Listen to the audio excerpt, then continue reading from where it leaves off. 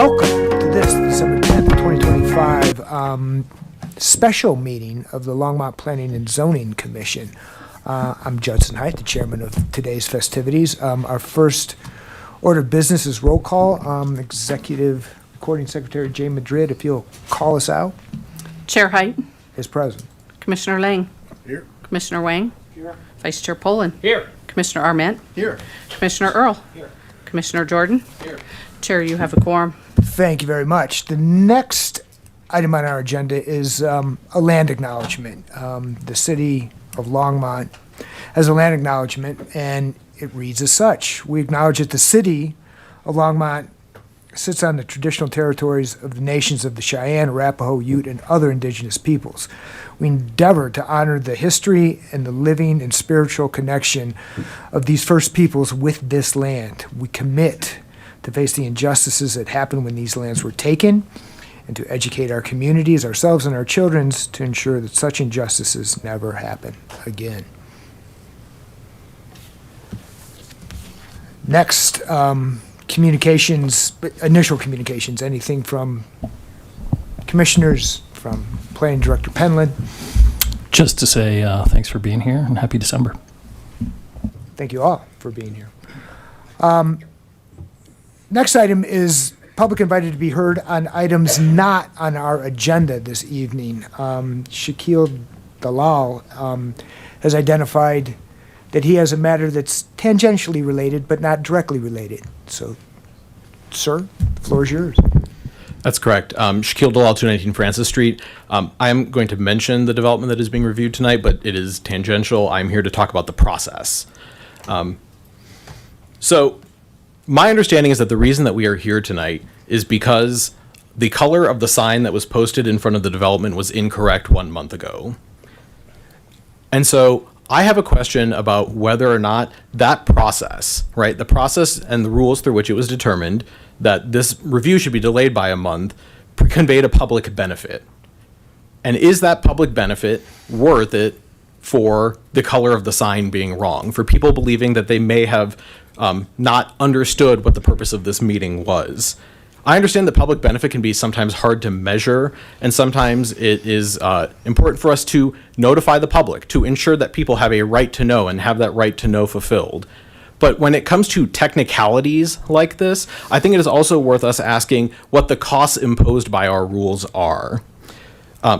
The city of Longmont, housing is very expensive. I think we all know this, and one of the solutions to that problem is to add supply to our community. It is a community goal to ensure that Longmont stays affordable for average people, and City Council has articulated this goal. For the sake of argument, in 2024, the developer attempted to sell the property for $5.7 million.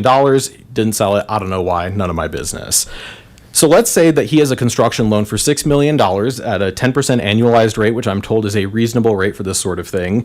And there are going to be 60 units that are eventually built in this development. This 1 month of delay for, again, what I understand to be the color of a sign is going to increase the cost of every single home in this community by $1,000. So my question to you is that public harm worth this delay? We have cost the families that are eventually going to move into our community additional money for what benefit? What benefit will they incur for that extra $1,000, except for the fact the developer took an extra month to go through this process? And so I'm going to repeat my request from last month when I objected to the removal of this item from the agenda to say that I would like to ask Planning and Zoning to pass a resolution asking council to review the ways that our development process impacts the cost of housing in our community and what should change in the development review process in order to advance our goals of remaining an affordable community for all Longmonters. Thank you. Thank you, Mr. Dalal. Next on our agenda is approval of the minutes of our... Oh, I'm sorry. Are there any other members of the public who'd like to speak on matters not related to tonight's agenda? Seeing none, I will close the public invited to be heard and move on to approval of the minutes of the November 19th, 2025 regular meeting of the Planning and Zoning Commission, which I will move to approve and ask for a second. Second. I'm going to recognize seat 4, which is Vice Chair Poland. I'll second it. Fantastic. I'll ask for a roll call. Commissioner Lang, Aye. Commissioner Wayne, Aye. Vice Chair Poland, Yes. Chair Height, Aye. Commissioner Arment, Aye. Commissioner Earl, Abstain. Commissioner Jordan. Abstain. Chair, that passes 5 approvals, 2 abstentions. It's enough. Thank you very much. Now we move on to the public hearing aspect of tonight's special meeting, which is why most of us, if not all of us, are here. The 1313 Spruce or Bond Farm preliminary plat approval with 4 administrative modifications regarding minimum lot width, residential transparency requirements, front and side yard setbacks, and landscaper buffers.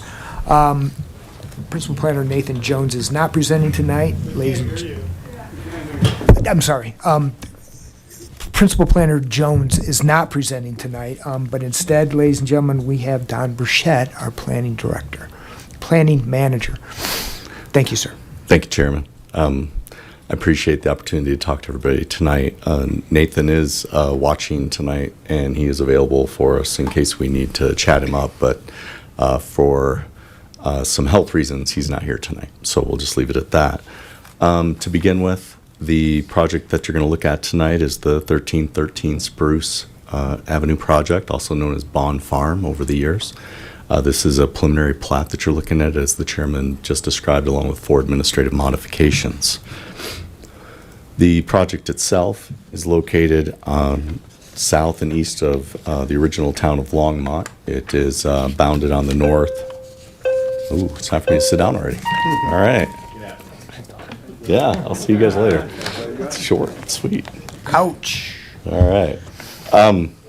It's bounded on the north. On this aerial that's up on the screen, we have the star representing the center of the property approximately. We have Spruce Avenue to the north. We have Francis to the west.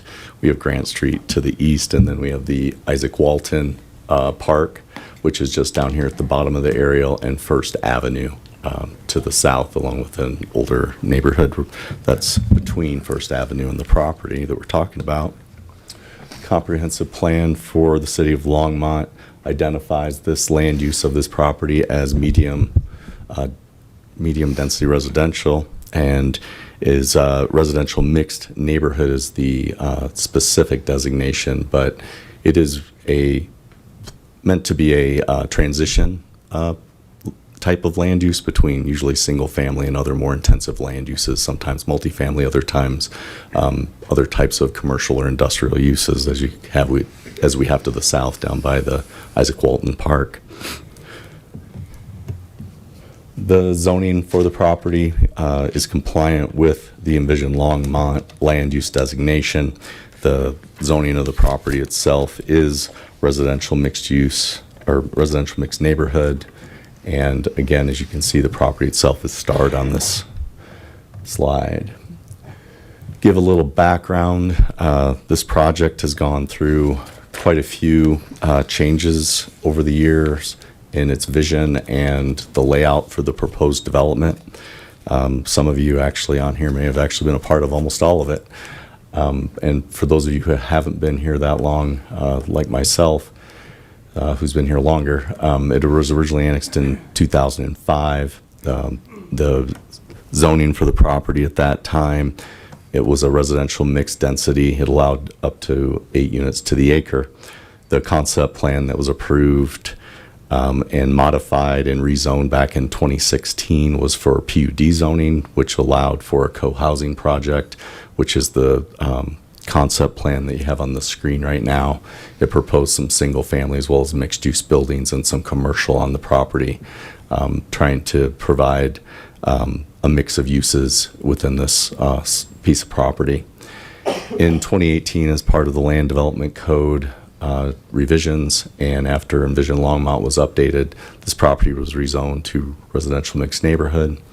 And then in 2020, there was a proposal to change the location of the trail that is meant to go to the south to provide connections from the historic east side or west side neighborhood down to First Avenue, and the trail that gets ultimately down towards Isaac Walton and other areas of the city, providing that connection. And then in 2023, many of you will remember that this came in for a concept plan amendment to change the layout of the development from what's on the screen of the co-housing project to the current approved plan, which is on the screen on the right. This was a proposal that would allow up to 70 dwelling units with this concept plan. It tried to provide transition areas on the north and the east side. That's the white bubble, transitioning from the existing single-family homes that are in the existing neighborhoods to the north and to the east, and then transitioning to a little bit more dense product in the middle of the property. The location of the future city park was shown to be moved over onto the west side of the property. That's the dark green on the north half of the property on the west side on the left. And then to the south, we had the proposed pocket park and drainage facilities for the property. As part of the concept plan, the applicant submitted some massing and architectural studies for the commission and the city council to consider during the approval of that concept plan. These are some of the drawings that were included that showed the duplex type of units as well as the townhome products that were envisioned in there. These are just a couple of the examples, not meant to be all of them.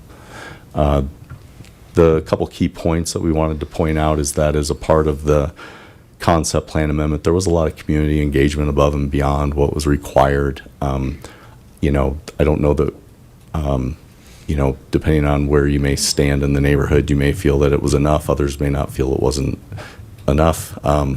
It may not be exactly what you were hoping for. It might be all that you wanted. I think you'll hear potentially a wide view as to what the concept plan did.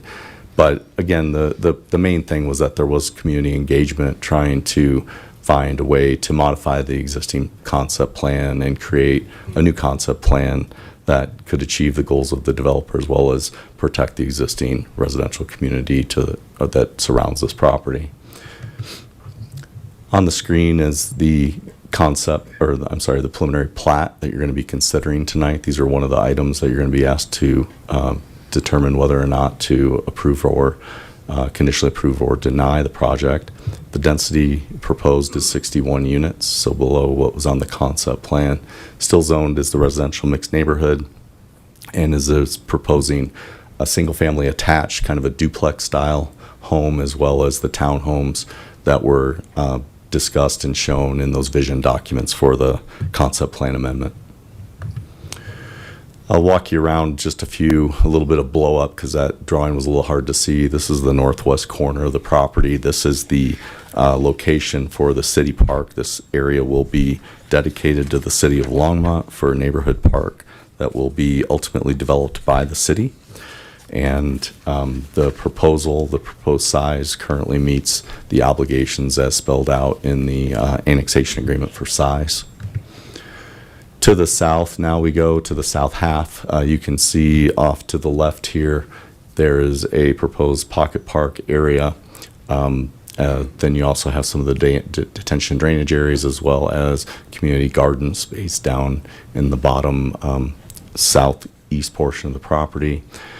These units down here are townhomes, and then these are a duplex as well as then a fourplex, so a combination of the items that were shown in the concept plan. The proposed street layout, the city worked with the applicant through a number of different revisions to try to come up to something that would meet our standards as well as provide the required access points for fire and emergency vehicles, as well as allowing for the city to be able to service this area with trash and other utilities. So we have a street that comes in and curves back and forth towards Spruce, and then we also have another publicly dedicated right-of-way that does another smaller U that goes down into the lower portion of the property, providing access with two ways in. Also, as you may remember, the property to the west, we recently annexed about 2 years ago. That was the 150 Francis property that some of you were on the commission for. And so what we worked with the applicant on is providing a right-of-way stub over to the property line of the 150, because ultimately we know that we're going to need some kind of a additional connection over to Francis to allow for additional ways in for fire as this neighborhood continues to finish building out. So that's part of the transportation, street layout, and lot layout that we have. From a parking standpoint, the development code, because of the type of units, they each have 2 parking spaces and garages shown on the plans. The red arrows indicate additional areas where parking is being provided within the street rights of way. Anticipated parking up on the north end of the park. Pull-off area between the 2 entrances here into the development. This area would be allowed to accommodate additional parking in the street. And then we have additional spaces down here towards the bottom to try to provide some options for people that are visiting this development to be able to park. The drainage, again, it's in the southern end of the property. As you know, the property slopes from the north to the south. It's on the side of a hill there.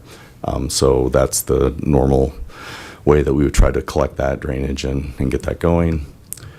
These are color renderings from the architecture that's proposed within the preliminary plat documents and items that you had included in your packet tonight. You can see these little snippets are the garage sides. They're not the fronts as I would normally show you, but I just wanted you to kind of understand. On the right, we have 2 different styles of duplexes with tuck under parking underneath a portion of the second story. And then when you're looking at the multifamily, whether it be a fourplex style or the larger buildings, again, these take access off of those internal streets, so the garages are within the development and the fronts are facing towards the existing developed areas to the east, to the north, and to the 150 Francis property to the west.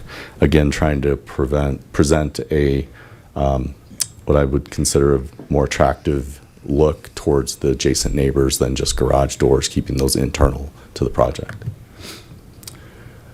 Tonight, as a part of the application, you have 4 administrative modifications, and I know that you've dealt with these a few times, but just for everyone's understanding of how this will work tonight. Per the Land Development Code, the planning director has the ability to approve modifications to standards at a staff level. But when we have those associated with major development applications and believe that they're an integral part of the way the project is being developed, we would ask the commission, and the code allows for us to send these to you for consideration. And so tonight you are going to be the decision-making body for 4 administrative modifications.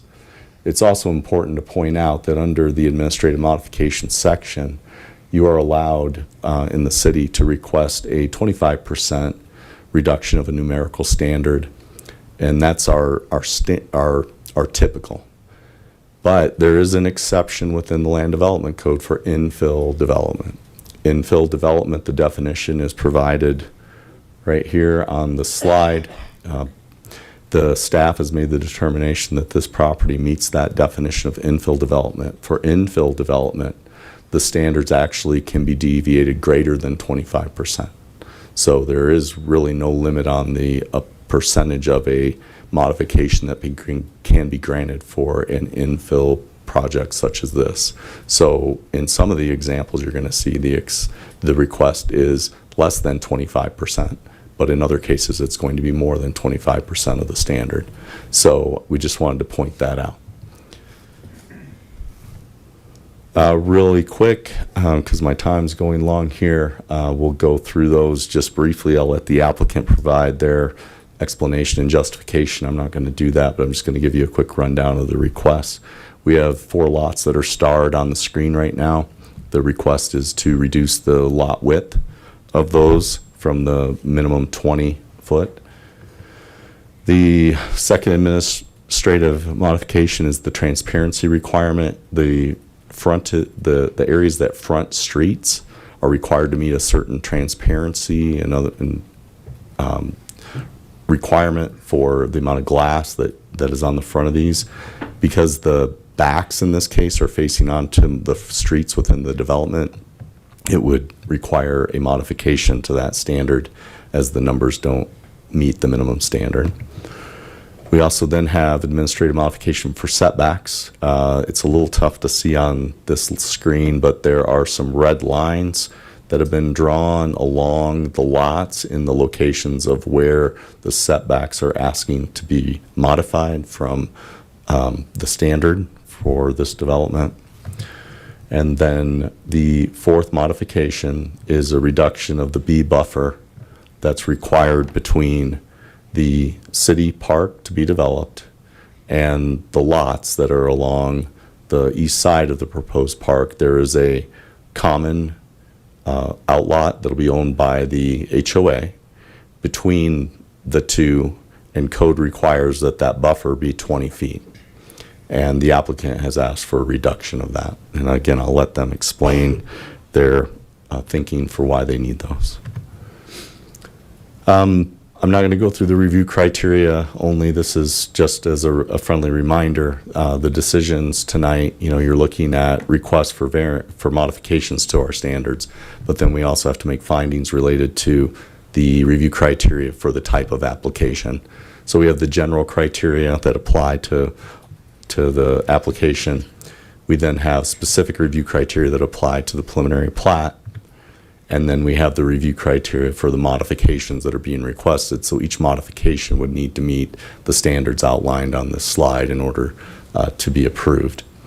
As Nathan noted in his staff report, as well as in the recommendation, staff was recommending approval of those.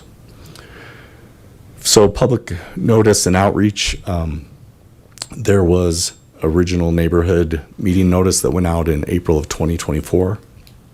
Then we did notice of application when the application came in October of 24. And then we did another notice before the one for tonight, for tonight's meeting. But again, as discussed earlier under public comment, there was a flaw in that did not meet our standards. So we had asked the commission to allow us to have this meeting tonight, and graciously accepted that, and we appreciate that. But we did complete the notice for tonight's meeting. And just finally, so tonight the Planning Commission is the decision-making body. You're being asked to review 5 items tonight and make decisions on those items. The first is the preliminary plat. The second is the administrative modifications, which consist of the lot width reduction, the reduction in the transparency standards, the front yard setback and side yard setback reduction, as well as the type B buffer. The Planning and Zoning Commission has the following options, with multiple requests, you probably could come up with any number, but I'm going to go through the general ones that you have. First would be to approve the application. Second would be to approve it with conditions. And the third would be to deny. You do have options related to the administrative modifications if you wanted to try to break any of those apart. Again, as staff recommends, we recommend approval, and that's in the PZR 2025-14A. And hopefully I did Nathan a good enough service on his presentation. So with that, I am available for questions. We can either do that now, or if you'd like to wait until after the applicant's presentation, I'm happy to come back. Why don't we wait for a minute? I do have one quick question for Assistant City Attorney Terrell, which is the notice issue. Should we address that right now? Do we need to address it at all? Good evening, Chair Height, members of the Commission. Jeremy Terrell, Assistant City Attorney. I don't think we've had any questions concerning notice at this point for this hearing, so I don't see a reason to address it unless it happens. So, Thank you very much. Mr. Burchett, thank you very much. I'll ask the applicant if it has a presentation it would like to present at this time. Is there a way to make it, how do you make it bigger, do you know? I don't see how to make it full screen. There's got to be a F11. All right, let's give it a shot. Control L. there you go. Oh, look at that. I don't know what I did. Yeah, that worked. Look at that. Perfect.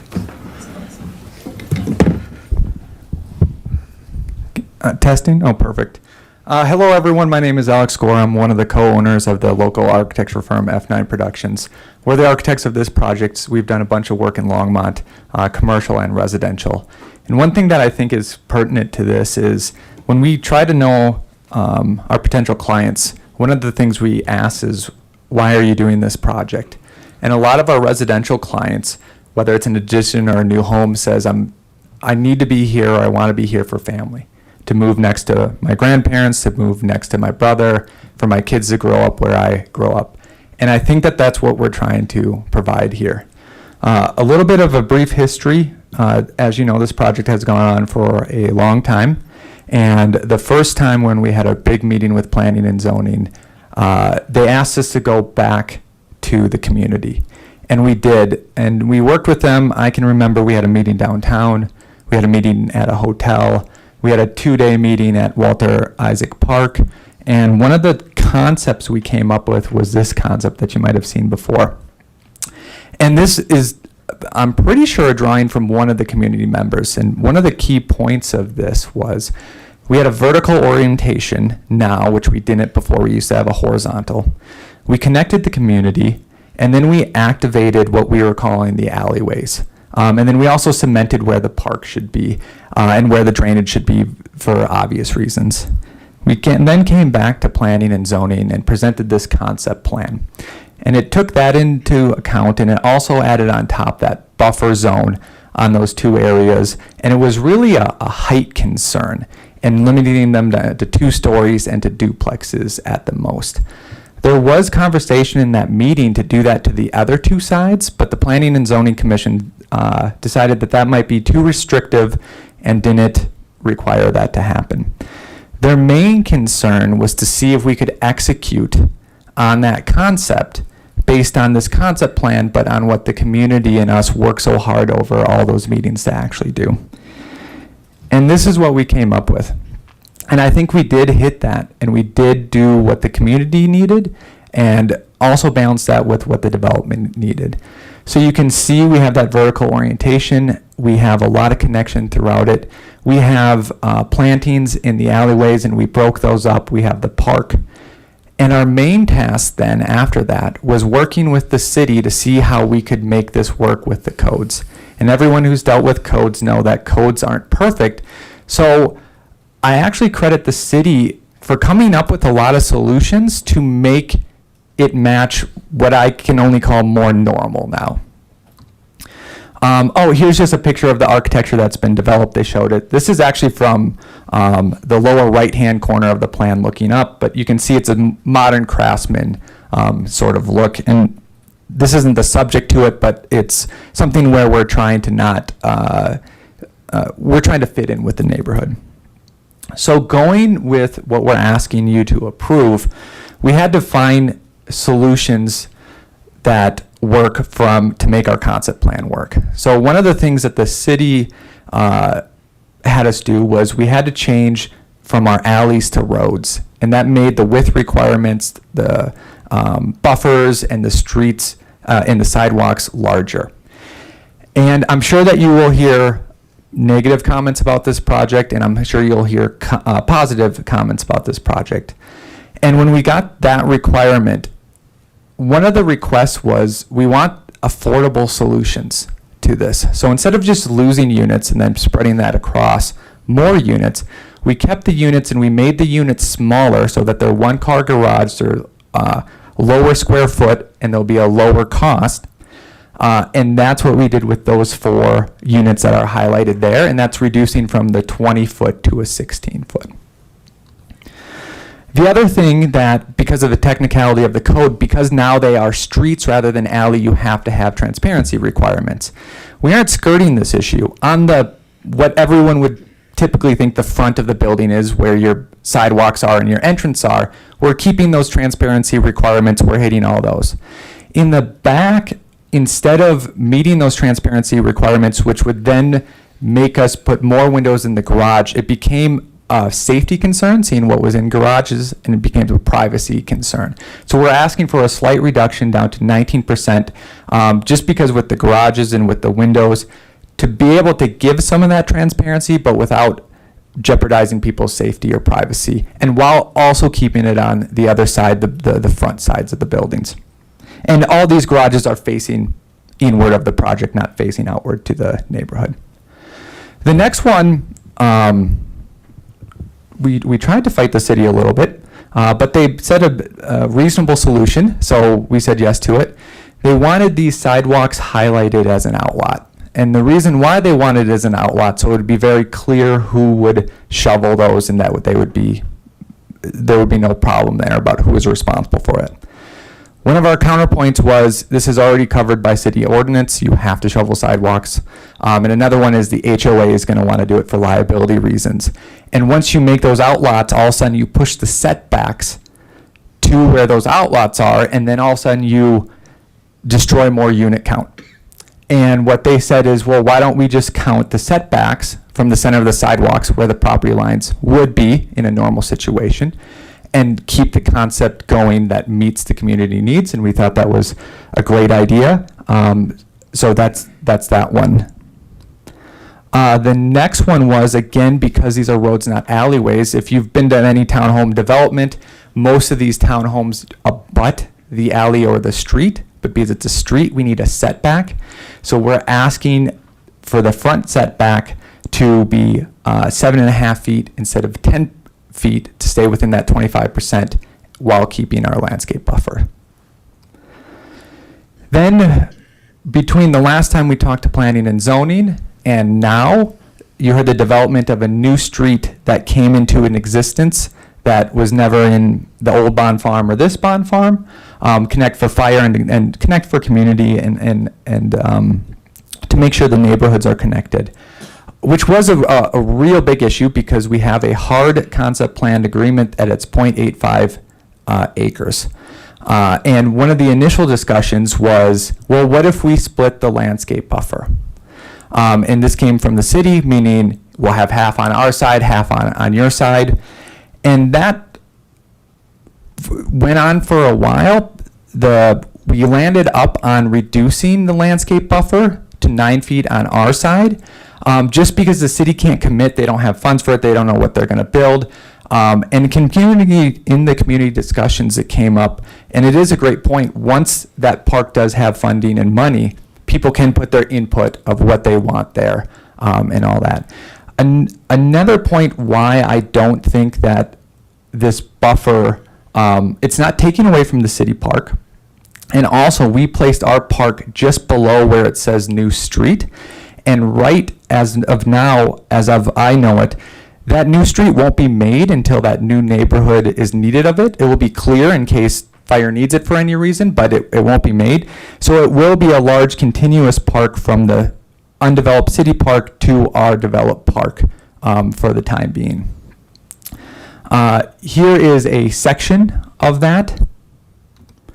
And here is a blown up view of that. So you can see the fence line right by the tree is to the left, it's the city side. And then we have our 9-foot landscape buffer, and then we have our setback.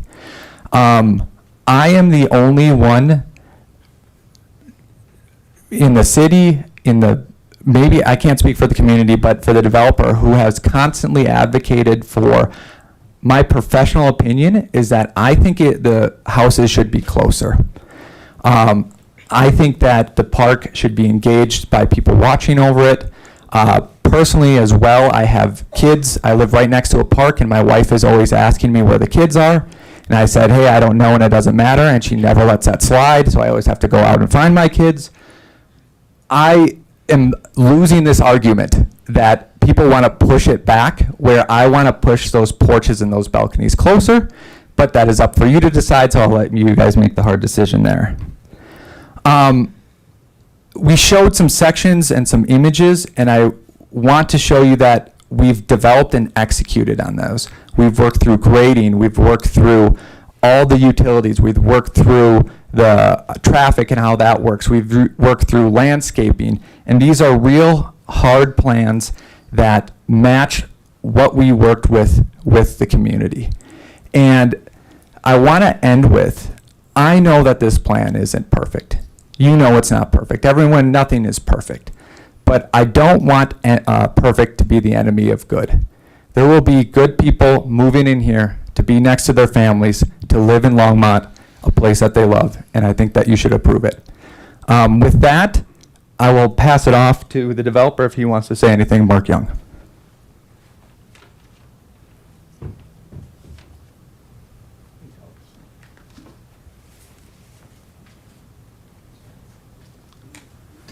I just have a few things I want to say. And I want to tell you, first of all, I was kind of counting it up, and I think we have more than 1,000 hours of volunteer time, community input. I mean, it's amazing how much time and effort went into it, and the people that came out of the woodwork who got involved with it on their own time and really devoted themselves to the project. And I can honestly say that today, I think we have a better project as a result of the community engagement we've had than we would have had otherwise. I'm not going to say it's more financially successful because of the time it's taken, but I think that overall we serve the community better this way than we would have if we'd just been allowed to go off and do it on our own pace and our own way to do that. A couple things that Alex talked about that I want to help you understand a little bit better was some of the reasons for these modifications. First of all, the 5-foot setback, the setback on those sidewalks. Just a moment. Hey, could you put up that screen that had the 4 modifications? Do you remember which one that was?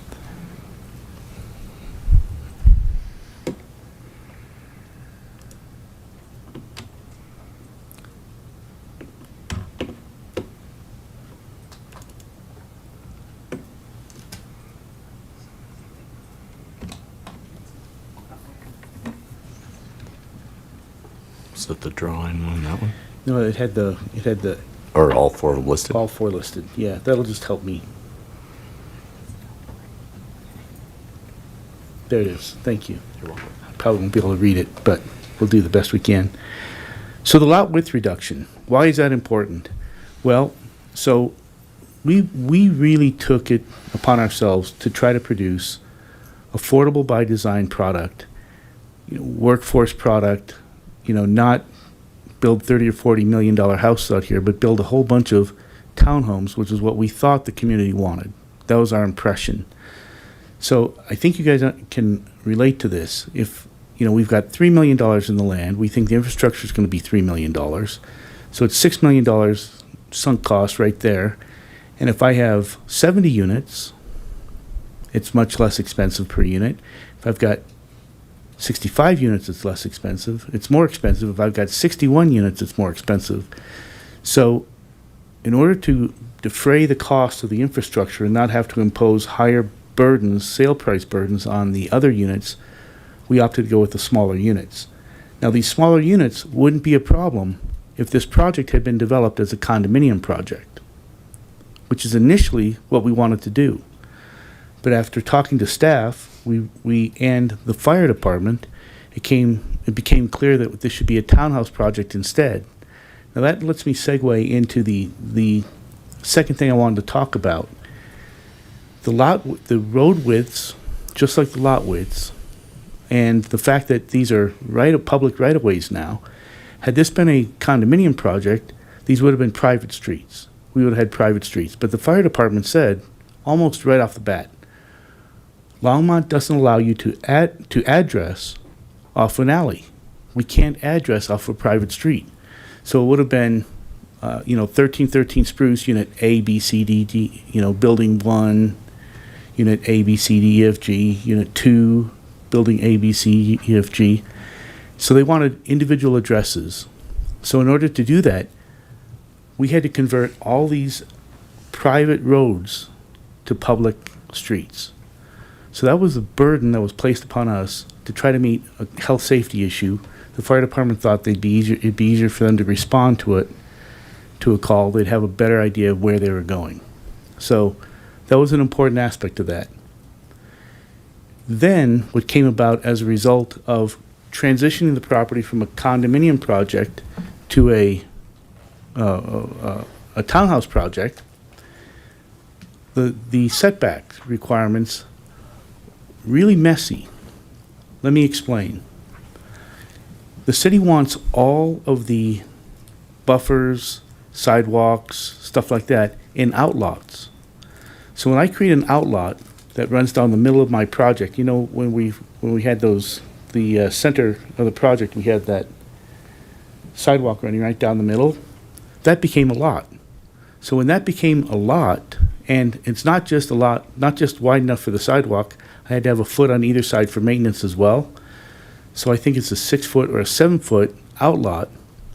Then I had to fit the front yards in. Well, as a condominium project, my front yard would have gone to the middle of the sidewalk. So that's what we did. We picked the middle of the sidewalk as our setback, and we based our setbacks off that. So I want you to understand that these administrative variances are really driven by the fact that the fire department wanted us to address each unit individually.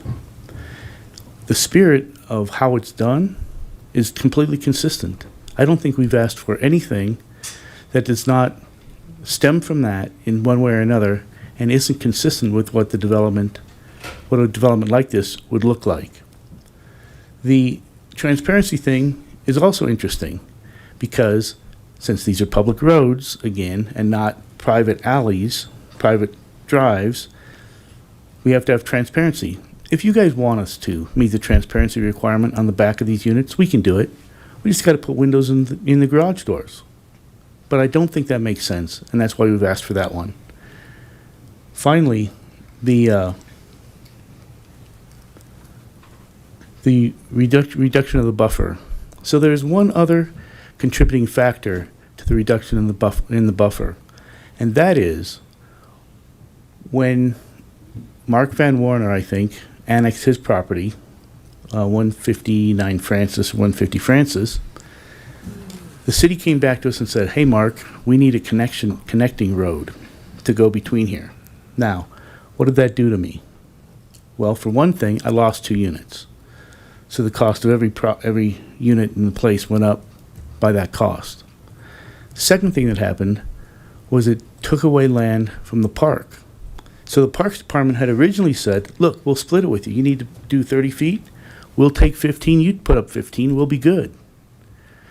But then because of the annexation agreement, we couldn't take parkland to put the road on. So we had to push the road further south. So we were already constrained physically. We have a hard border on the north, a hard border on the west, and now a hard border from this road on the south. The only place we could move is to the east. And when we move to the east, the whole project gets crunched together. So the thought was, the solution, the best possible solution, was that we would reduce that buffer. And just as Alex was saying, the reduction of the buffer could be viewed as a benefit, engaging the park, or it could be seen as a detriment, imposing on people's privacy or people's fun that they could have in the park. But keep in mind, no matter what happens, whether the buffer's 9 feet, 14.5 feet, or 20 feet, the size of the park stays the same. There's a fence that runs along it. It doesn't change. This is really just a question of how do those houses engage with the park. That's what should be forefront in your mind. So that's what I wanted to talk about in a nutshell. But I wanted to say one more thing. I've been continuing to engage with the community. It didn't stop with our charrettes. It didn't stop with our public meetings. But I can tell you that there's people here in the audience who I've worked with for a long time. We've gone back and forth on many things. And some of the people from the community here, I spent hours on the phone today working on some compromises which I hope will win the day. So what I'd like to suggest is I'd like to say 2 things about that. So I have 2 kind of quasi-conditions that if you guys felt it was important, I'd be willing to adopt, that I'd embrace, that I'd say, woohoo, let's go, right? So one of the concerns of the community has always been parking. I know parking's off the table, but just because parking's off the table doesn't mean that we're not concerned about it. And I've built one project in my life that I had a parking reduction on, and I regretted it every minute. Our parking, if we were to be required to adhere to the old code, would have required that we have 140 parking spaces. We have 178 plus, no, 170 plus 12 on the road. Now, if you look at that, that's a ton of parking for this site.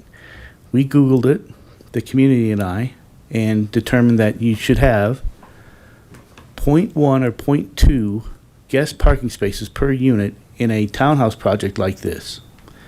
So when you do the math, we have way more parking than you need.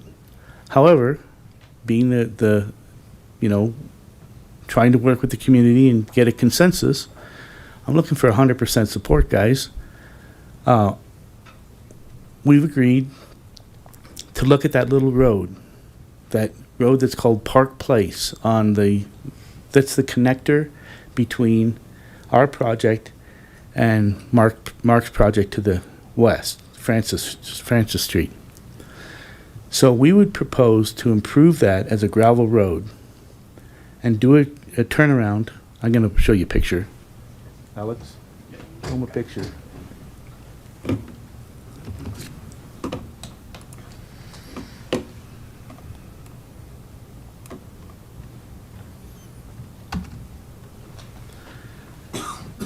So what I'm proposing is we do a turnaround. We create parallel parking spaces on this road, improve it as a gravel road, and have a vehicle turnaround at the end.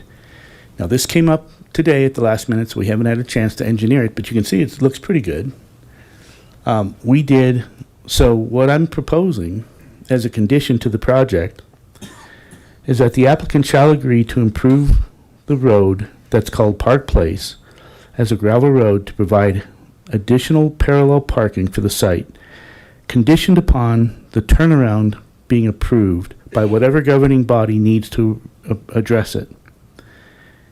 If the turnaround cannot be approved, then the project would move forward without this condition, or with this condition being satisfied. But if we can do it, or if we can move the turnaround to that alley, but we're not sure if that's has vehicle right away or not. If we can do it, I think we can get another 8 or 10 parking spaces on the site, which the community would like to have, and we'd be willing to improve if you guys, approve us. The second thing that's been a concern for the community has been the buffer zone on the park. We've heard from 3 people in the community regarding this buffer zone. I imagine there's probably more who are interested. I imagine there's some who think it'd be better to have the houses closer, like Alex. Some who think it'd be better to have the houses farther away, like the community that we've been working with. Well, we spent some time today trying to come up with a compromise.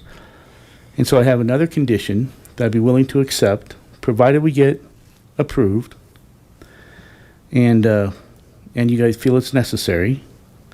And that's that the buffer along the park shall be reduced to 14 foot 6 inches instead of the 9 that we've been suggesting. It'd be reduced to 14 foot 6 inches. However, I have one ask with that. Unenclosed front porches of no more than 3 feet, stairs to the entrances, egress window wells, and the foundation of the homes to be built along the park would be allowed to encroach in the front yard setback. So we can give them more room between the buffer and the homes as a compromise in exchange for us being able to put front porches on there. And the front porches would be in the setbacks, in the front yard setback. By the way, Longmont already allows for front porches to be put into front yard setbacks. However, it's supposed to be 5 foot minimum size, and I think that's too much. So I agreed to limit it to 3 feet. So that's really the ask on this one. So that's it. I mean, you've heard it. I hope that you can support us. I hope that I've given you enough information to think about. I really do think we've done a good job with this, and I'm very proud to say we worked with the community. We've got tons and tons of hours and time into it, and I hope it's for all of our benefits. Thank you. I'm ready for any questions. Thank you, sir. I think we're going to move on to the public hearing aspect of this and then reserve the right to call you back when we deliberate. With that, is there any more of the applicant's presentation, Mr. Young, that you want to present? Is there any more? No. Nope, we're good. Thank you. Thank you. Jane, do you have a list? Sorry. This now enters the public hearing phases of this hearing where the public's invited to come up and speak its concerns. I think there is a sign-up list that Recording Secretary Madrid is going to retrieve, and we'll call up individuals to come speak. We limit you to 5 minutes. Please state your name, give your street address. Can you speak into the mic, please? Certainly, or I can speak louder. So you will have 5 minutes to speak. When you come up, please introduce yourself, state your name and your address. You'll be limited to 5 minutes.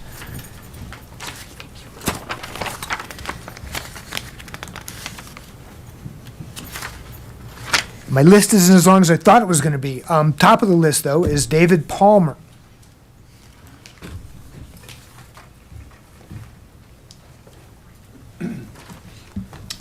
Good evening.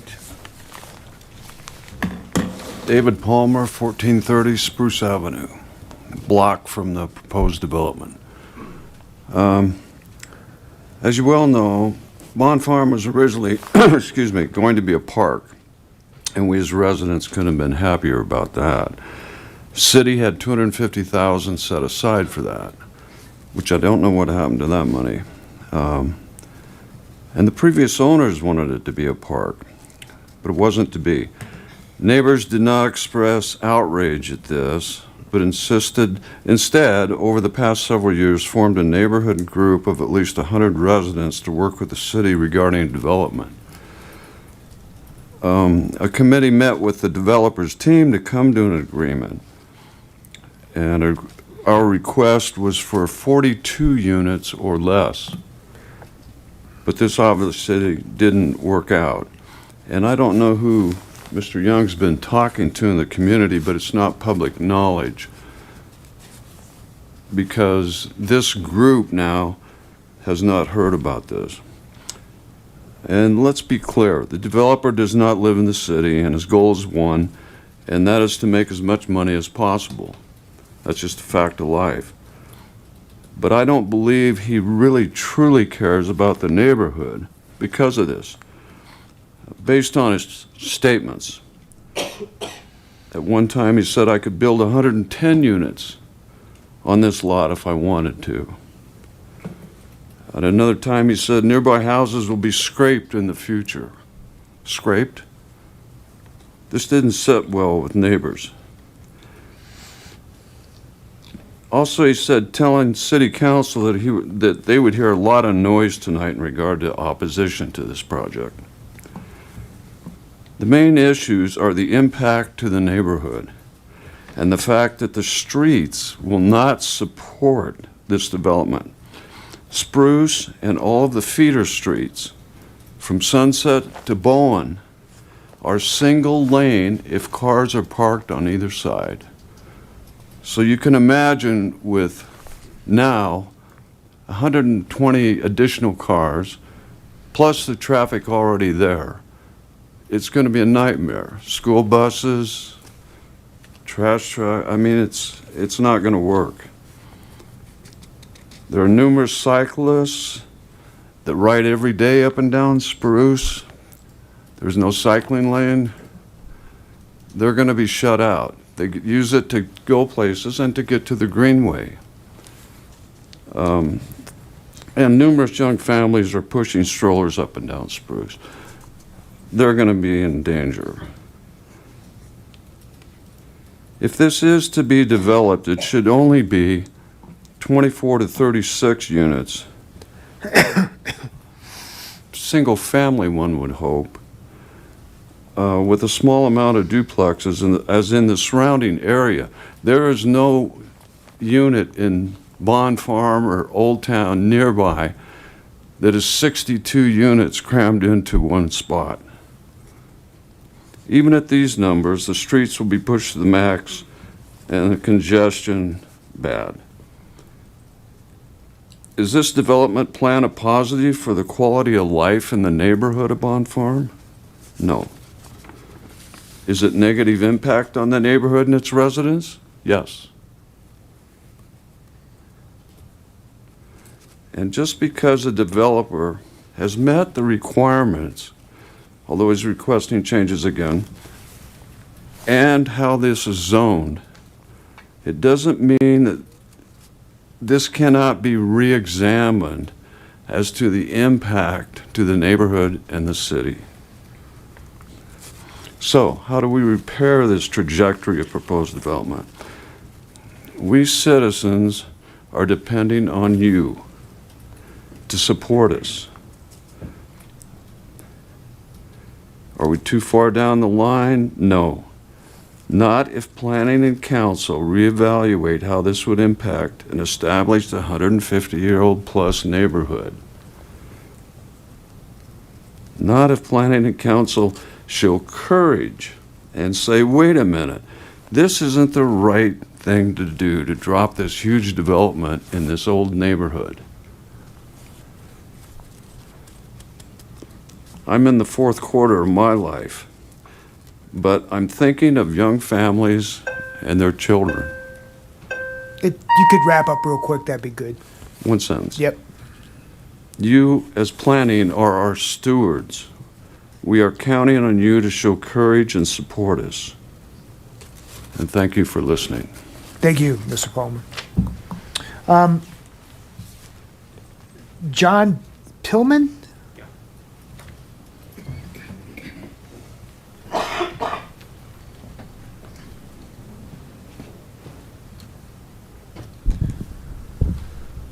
Can you hear me? Yes, sir. Okay. John Pullman, 1303 Spruce Avenue. My primary concern with Mr. Young's preliminary concept plan was centered on guest parking within the development. To be specific, this relates to parking that any guest, visitor, maintenance worker, etc.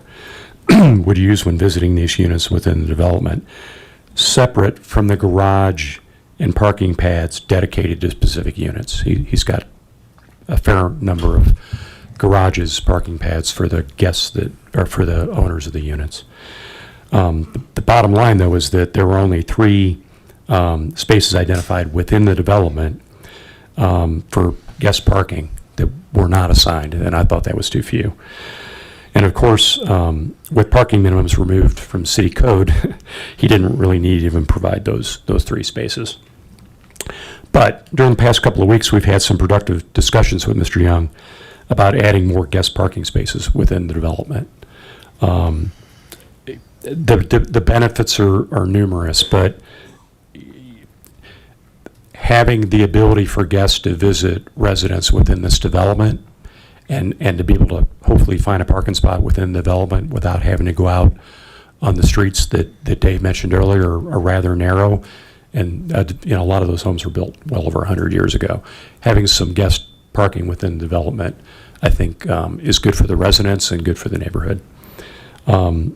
So, you may have noted that on Mr. Young's plan that there is a road easement required on the south side of the property to connect his development to Francis Street. Mr. Young has agreed to grade this road, cover it with gravel, I assume. Grade the road, cover with gravel, with the result being that it should provide maybe another 10 parallel parking spots, guest parking spots within the development. This will require the city to agree to a turnaround. He's already mentioned that at the end of the road, something that Mr. Young is more than willing to engage in those discussions and options for a turnaround. Of course, there's no guarantee the city will accept the turnaround option, but I'm remaining optimistic that we'll find a solution to this. And I'm remaining optimistic that we can provide that and provide some much needed guest parking for the residents in there. So given Mr. Young's willingness to accommodate this request, assuming the city will accommodate this request as well, I'm in support of this preliminary concept plan, and preliminary plat, and look forward to seeing this continue on to the next phase of development. Thank you. Thank you, sir. Appreciate it. Next on my list is Drew Sorrells. Sorrells?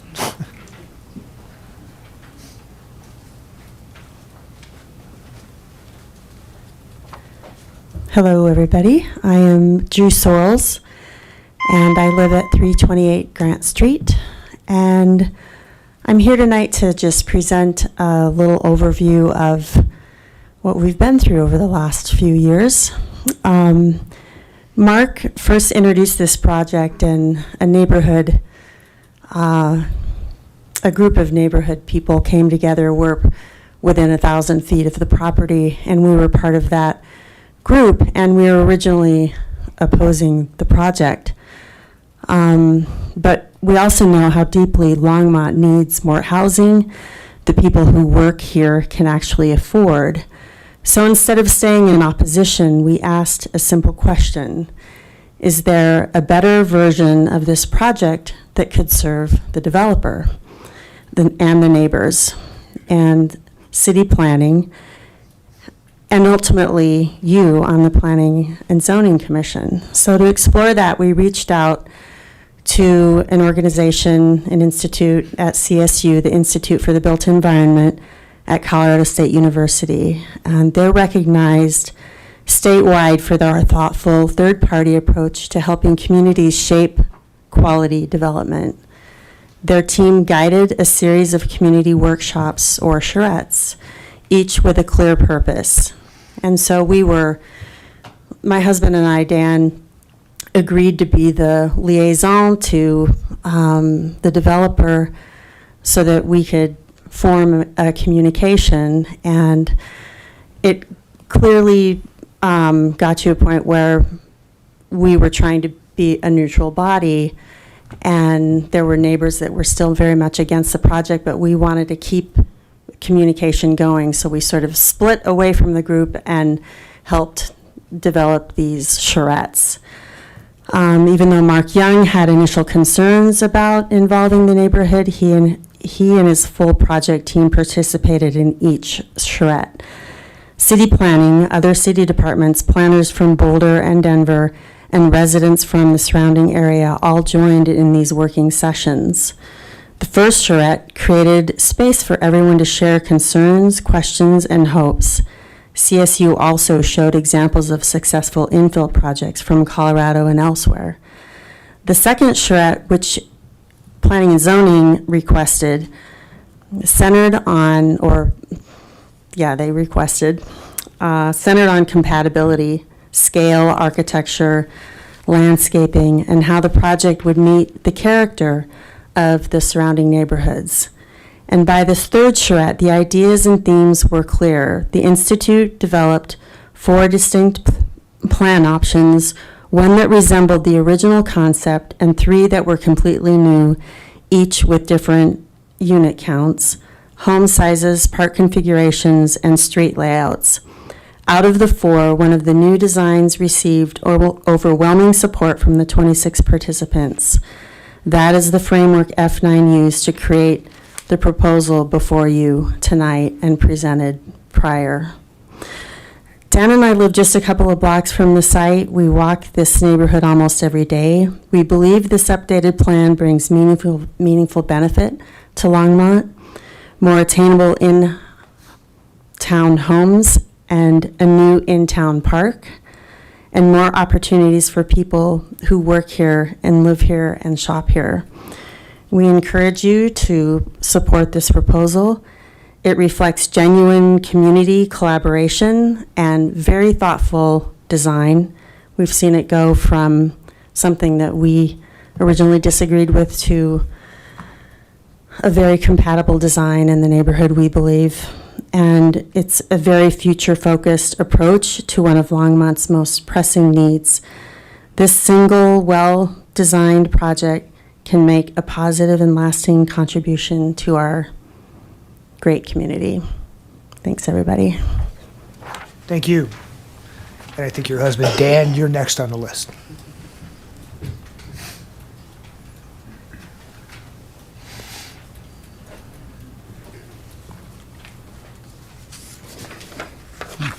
lost his glasses up here.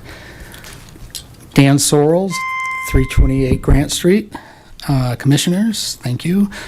I'm here to speak in support of the administrative modifications to the preliminary plat for 1313 Spruce Project that are the main and I guess only agenda item for tonight. As you may have heard, this project has greatly evolved since it was initially presented into a well-conceived, community-focused design, one that the City Council and this body blessed when it approved the concept plan. There are a couple of key reasons that has made this evolution possible. First is the moderated design process of the 3 charrettes that Drew was just talking about that involved community citizens, design professionals, city staff where appropriate, and the developer and his team. This process allowed for concerns to be heard and addressed.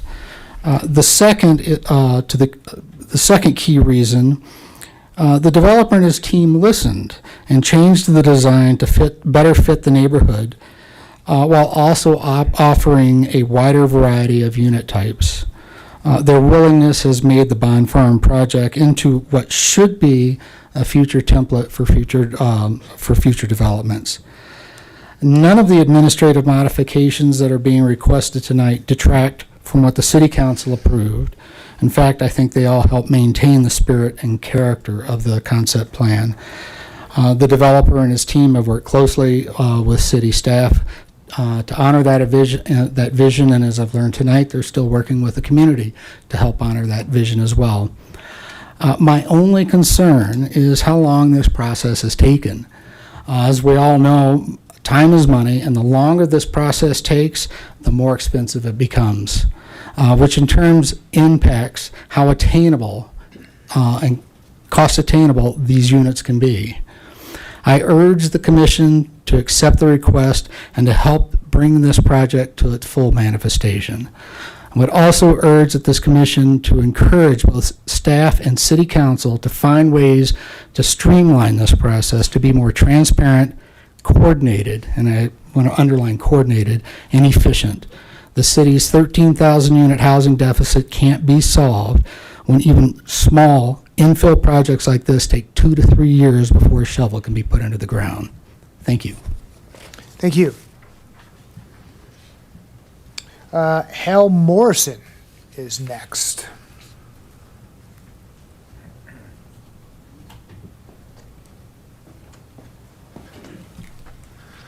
Good evening, Commissioners. My name is Hal Morrison, 236 Sunset Street. I'm here tonight partially to represent Glenn Bond. I had the pleasure of meeting him a couple of years ago. He was back for a high school reunion. He was the one who told me that the Bond Farm, by his dad's say-so, was going to be given to the city as a park. The city would develop it. Unfortunately, due to family infighting, after Bob Bond passed away, Glenn's side lost, and it came into the city with, I think, a total of 14 houses expected.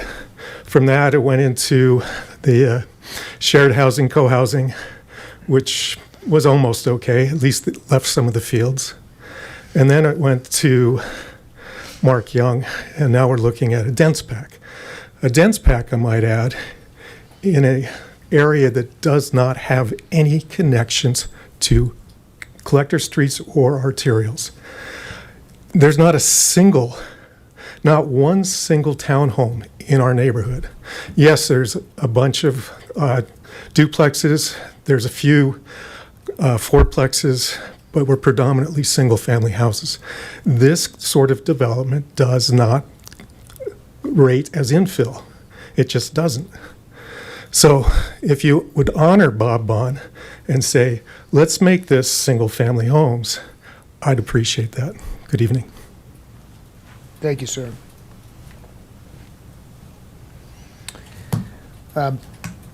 Charlie Schilling, you're up next.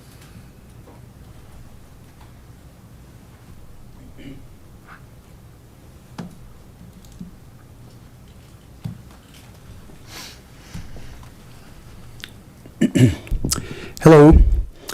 Good evening, P&Z Commission. My name is Charlie Schilling, and I live at 224 Francis Street. The Bond Farm neighborhood and the 1313 Spruce development has a long history you've been hearing about of trying to make this development work for everybody.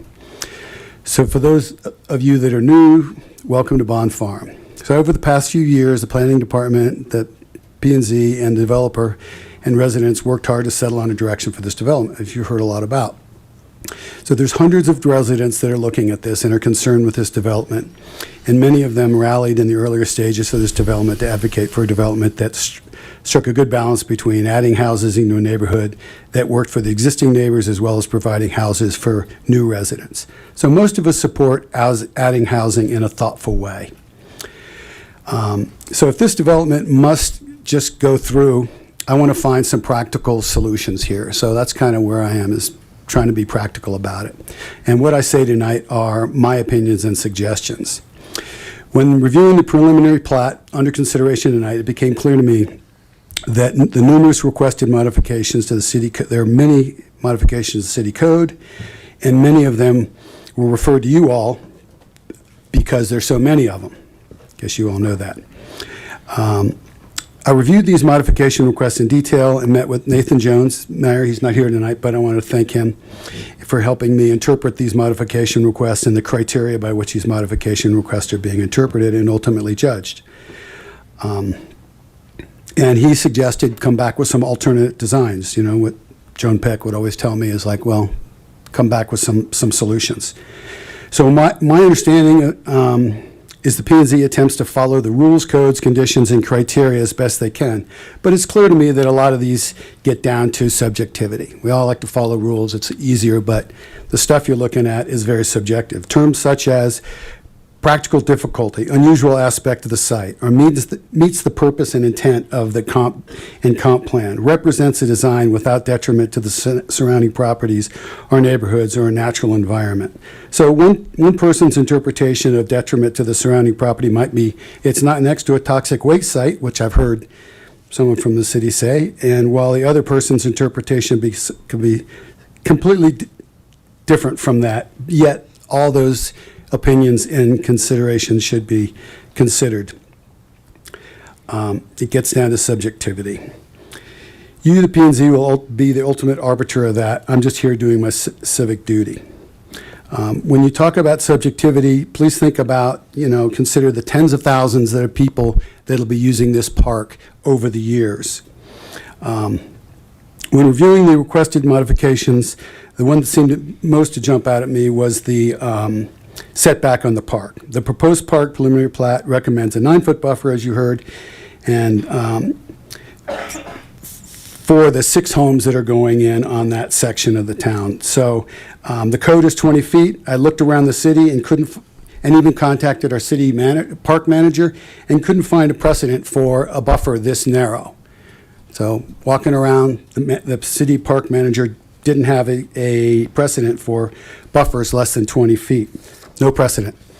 I felt with the high need for the park, the tens of thousands of people that will use this park for the next 100 years, I wanted to see about getting the buffer restored to a proper buffer that conforms to the code and works for the tens of thousands of people that will use this park versus the 6 homes and the opinion of, an architect.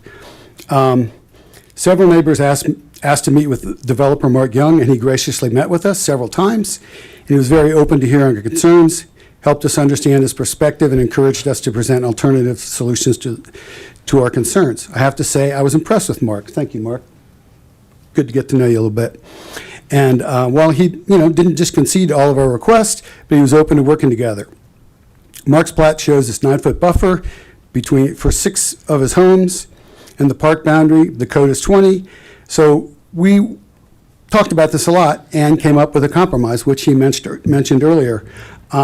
I think this is a decent compromise, and I support and endorse this plat with this condition of the park buffer being 14 and a half feet between the park and the lot lines of the 6 homes from the park. So thank you, Mark, Nathan, who's not here, and the P&Z Commission. Thank you, Mr. Schilling.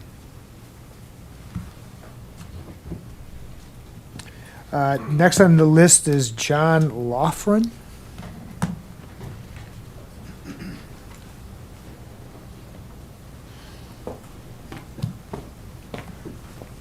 Hello, I'm John Lochran. I live at 220 Sherman, just directly above the proposed development.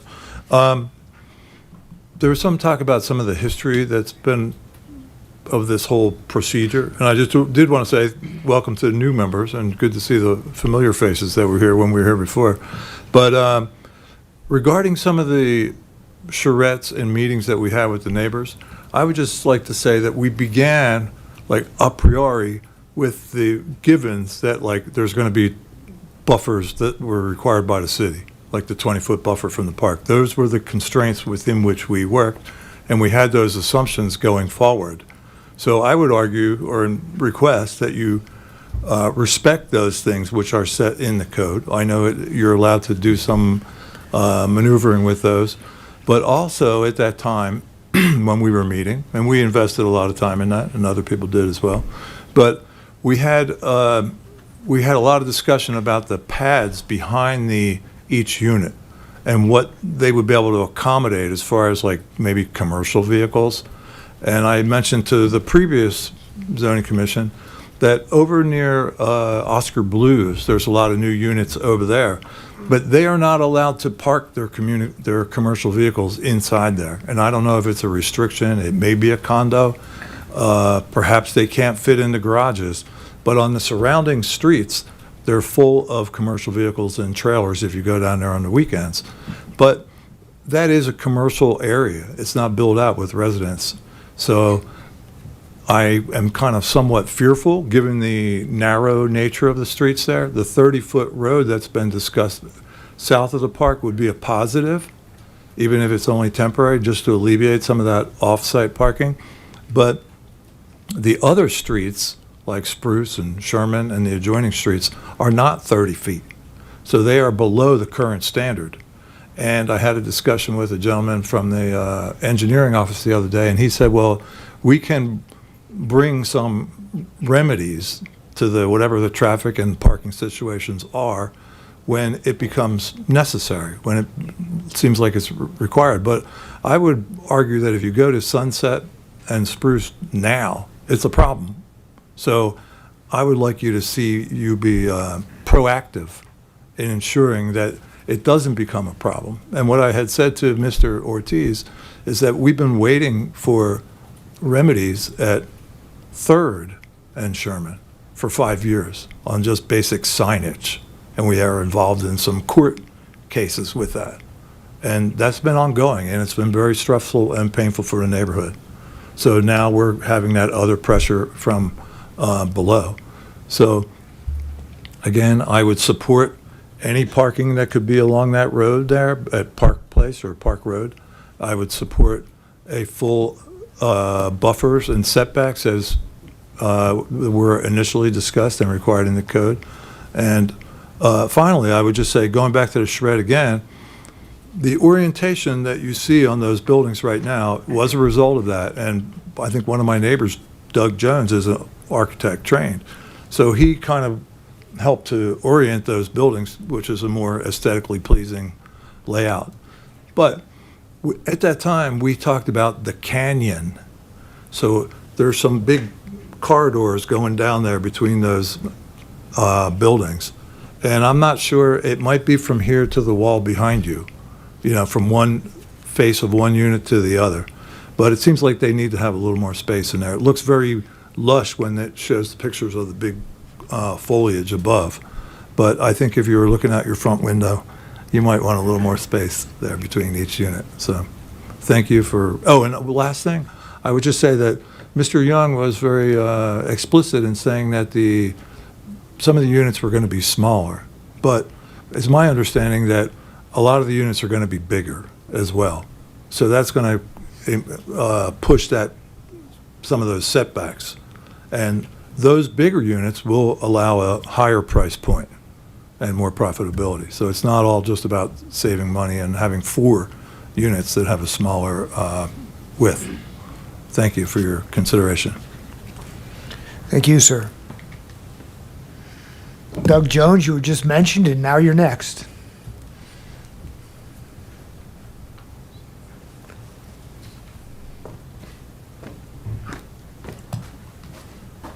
Someone's glasses are up here.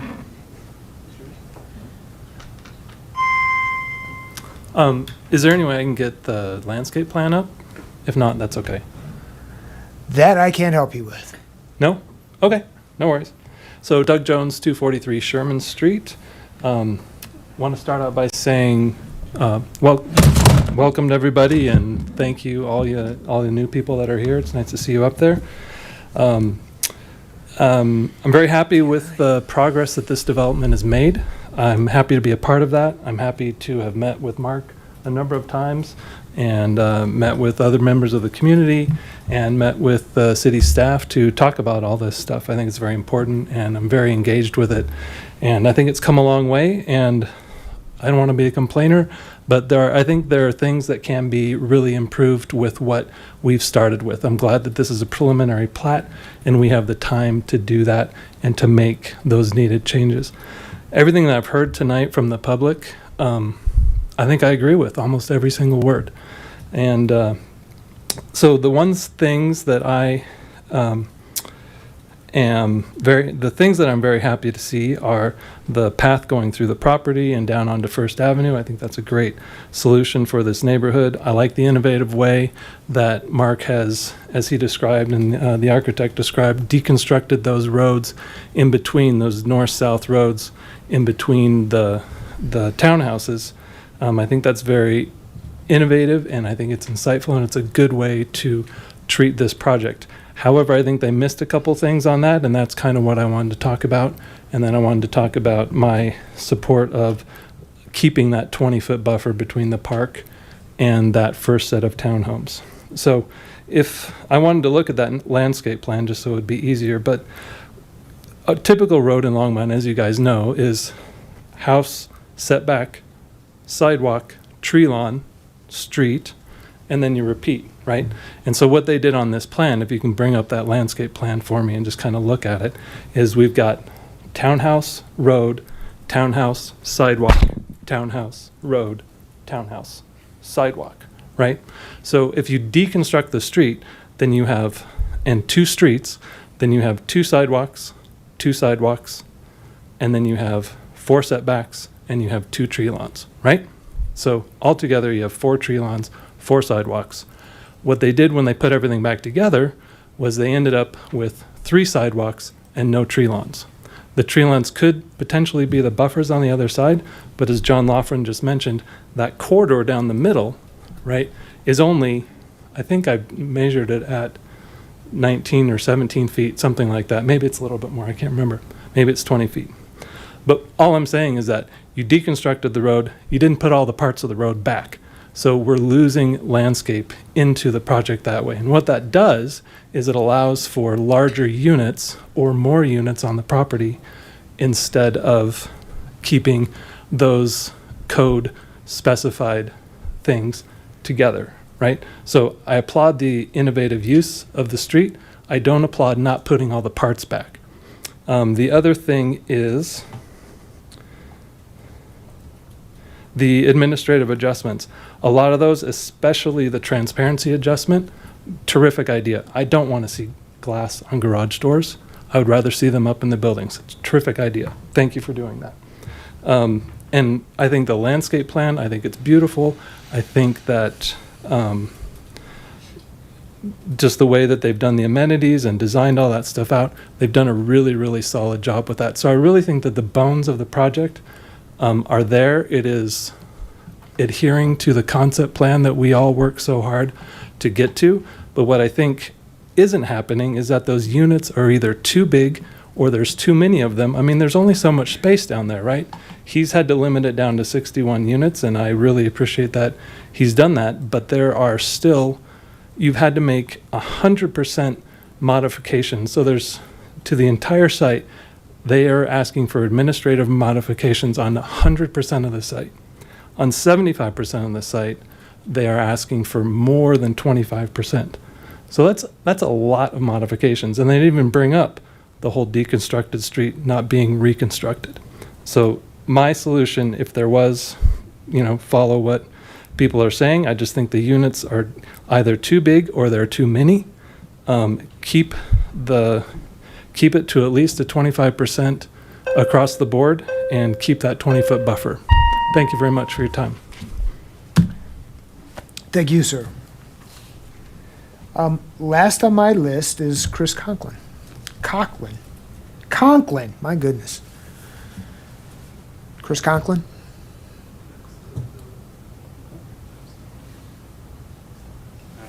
Chris Conklin? I've slaughtered your name 3 times, and you're not here. Is there anybody else in the audience who'd like to come up and speak? Having not been on the list doesn't preempt you from coming up and sharing your thoughts. Chris Conklin, going once, twice, and now I will close the public hearing aspect of this meeting and turn it back to the commission. And I'm going to take the lead and ask some questions, I think, of Don and possibly of Jeremy, if Jeremy's still around. If not, Glenn, maybe you'll have to pinch hit here.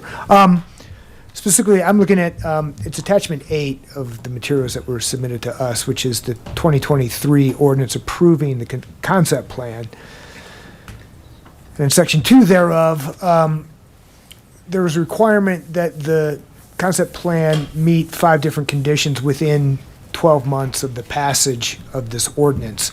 And my questions are, did indeed all of this happen within the last 12 months?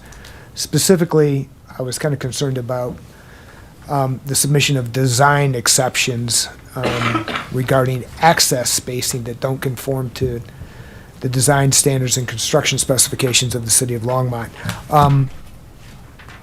Jeremy and I had spoken briefly about this beforehand, but now he's not here. Don, unfair to put it on you, but do you have a DRC position to share with us regarding? Jeremy. There he is. There's Jeremy. The question I promised to ask, I'm asking, but you were gone.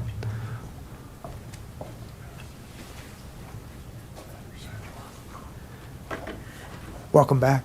Thanks. So the 2023 city ordinance approving the concept plan required certain matters be completed within 12 months of the approval. Specifically, satisfaction of submission requirements, completion of an updated traffic plan, submission of design exceptions, and a requirement that the massing character study represents the quality of subsequent development and that the number of units is limited to 63. With respect to the matters requiring affirmative action, and Don, I guess you can weigh in, and Jeremy, you can confirm. Those were with respect to the concept plan, or did they apply to this preliminary plat application that we're looking at right now?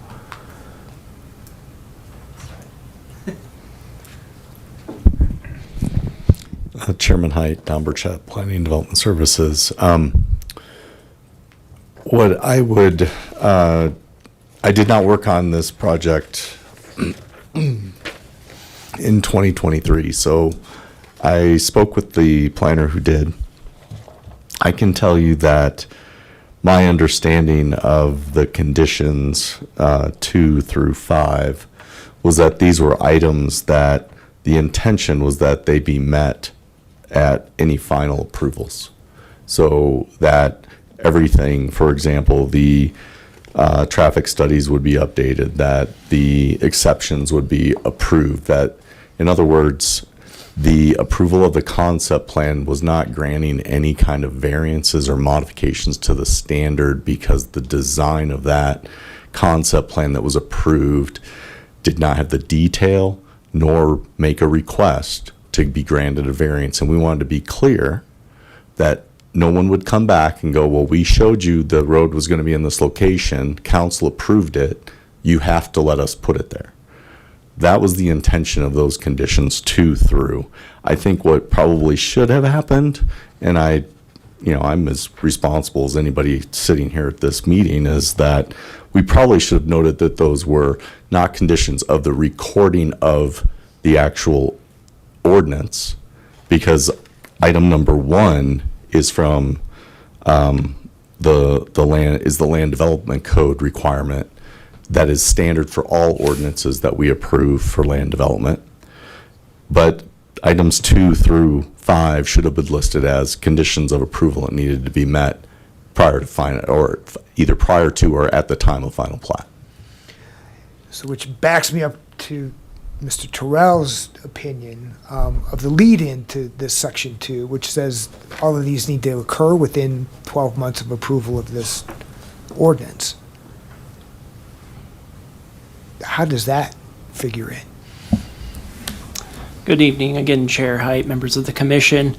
The application before you tonight is the preliminary plat application and the 4 conditions of administrative modifications. So I'm going to answer your question by not answering your question, and instead refer back to the application and the decisions before you tonight.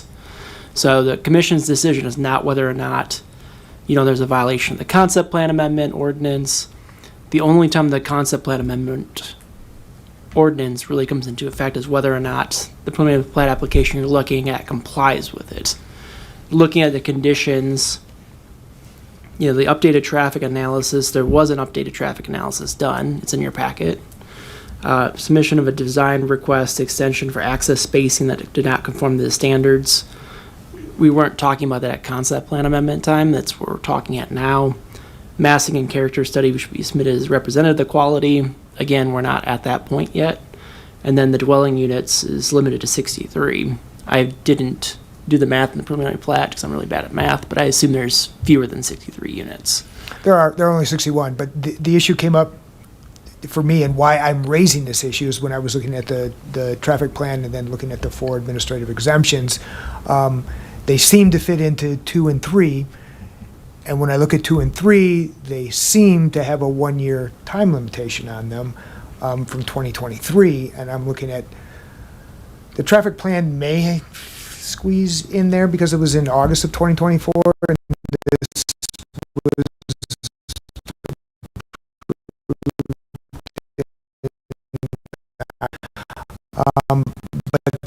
but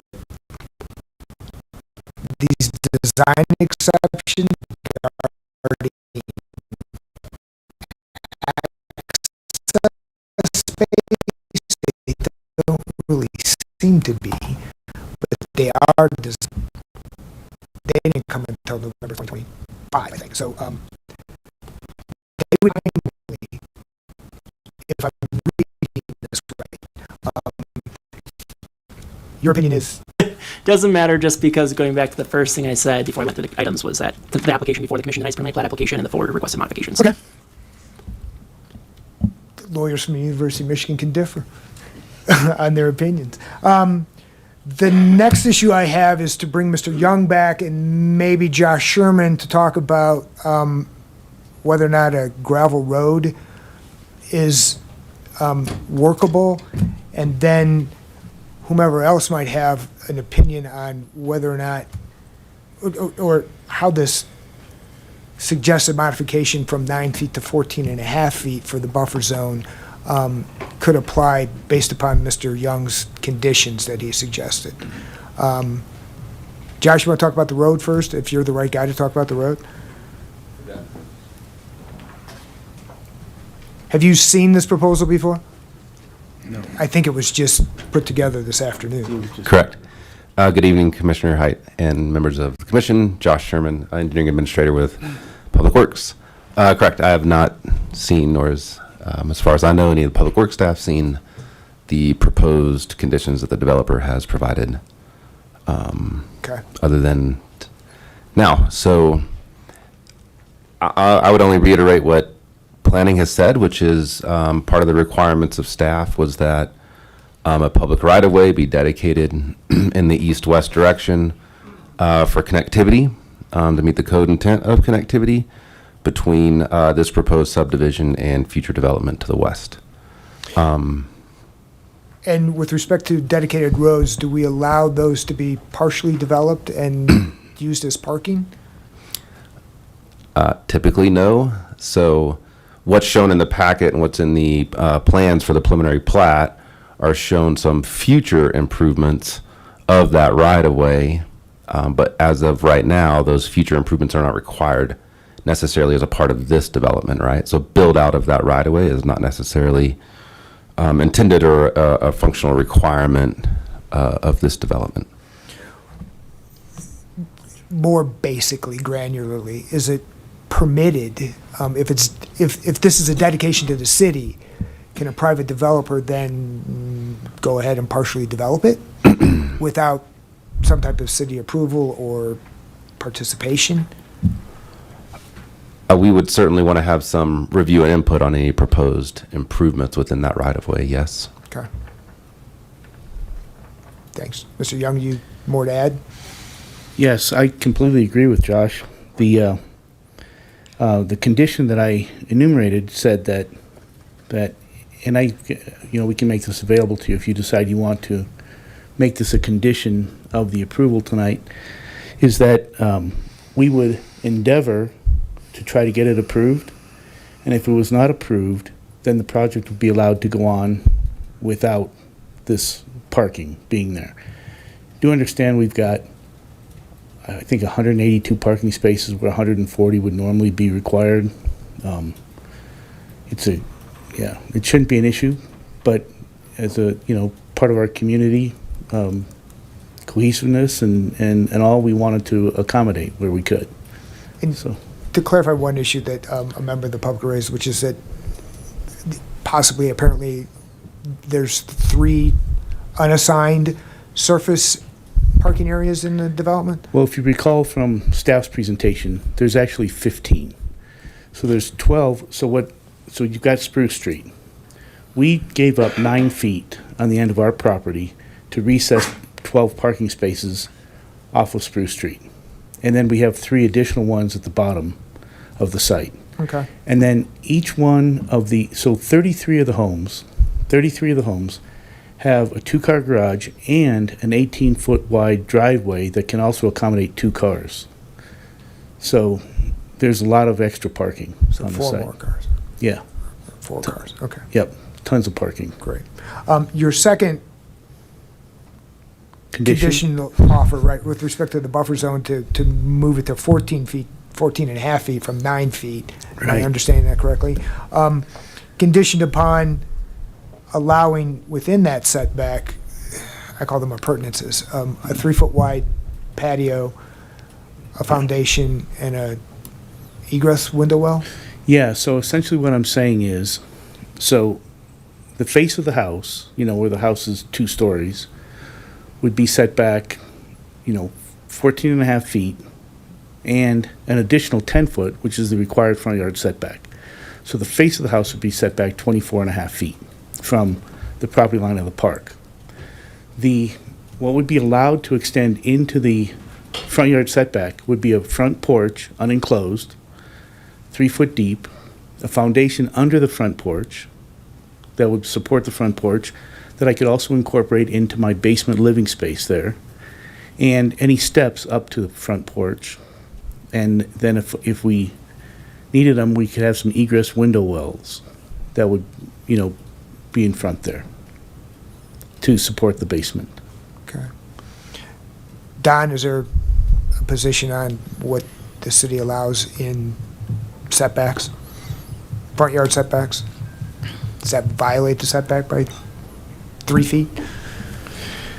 Just as an example, we have exceptions in the land development code speaking to a number of these items, but as an example, our window wells are typically found either in the side yard or in the backyard, not in the front, as an example.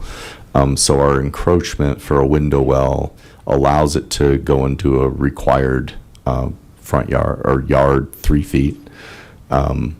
So this sitting here today not knowing exactly what it is, I think we could accommodate, or if the commission were to specifically grant those, I don't think they're outside of the exceptions that we currently have outlined in code. Another example is the front let me find it here. Front porches and stoops may encroach up to 8 feet into a required front yard, provided such porch or stoop is not enclosed and is not closer than 5 feet from any property line. So as long as it's not 5 feet from the property line, we could accommodate it under this existing exception.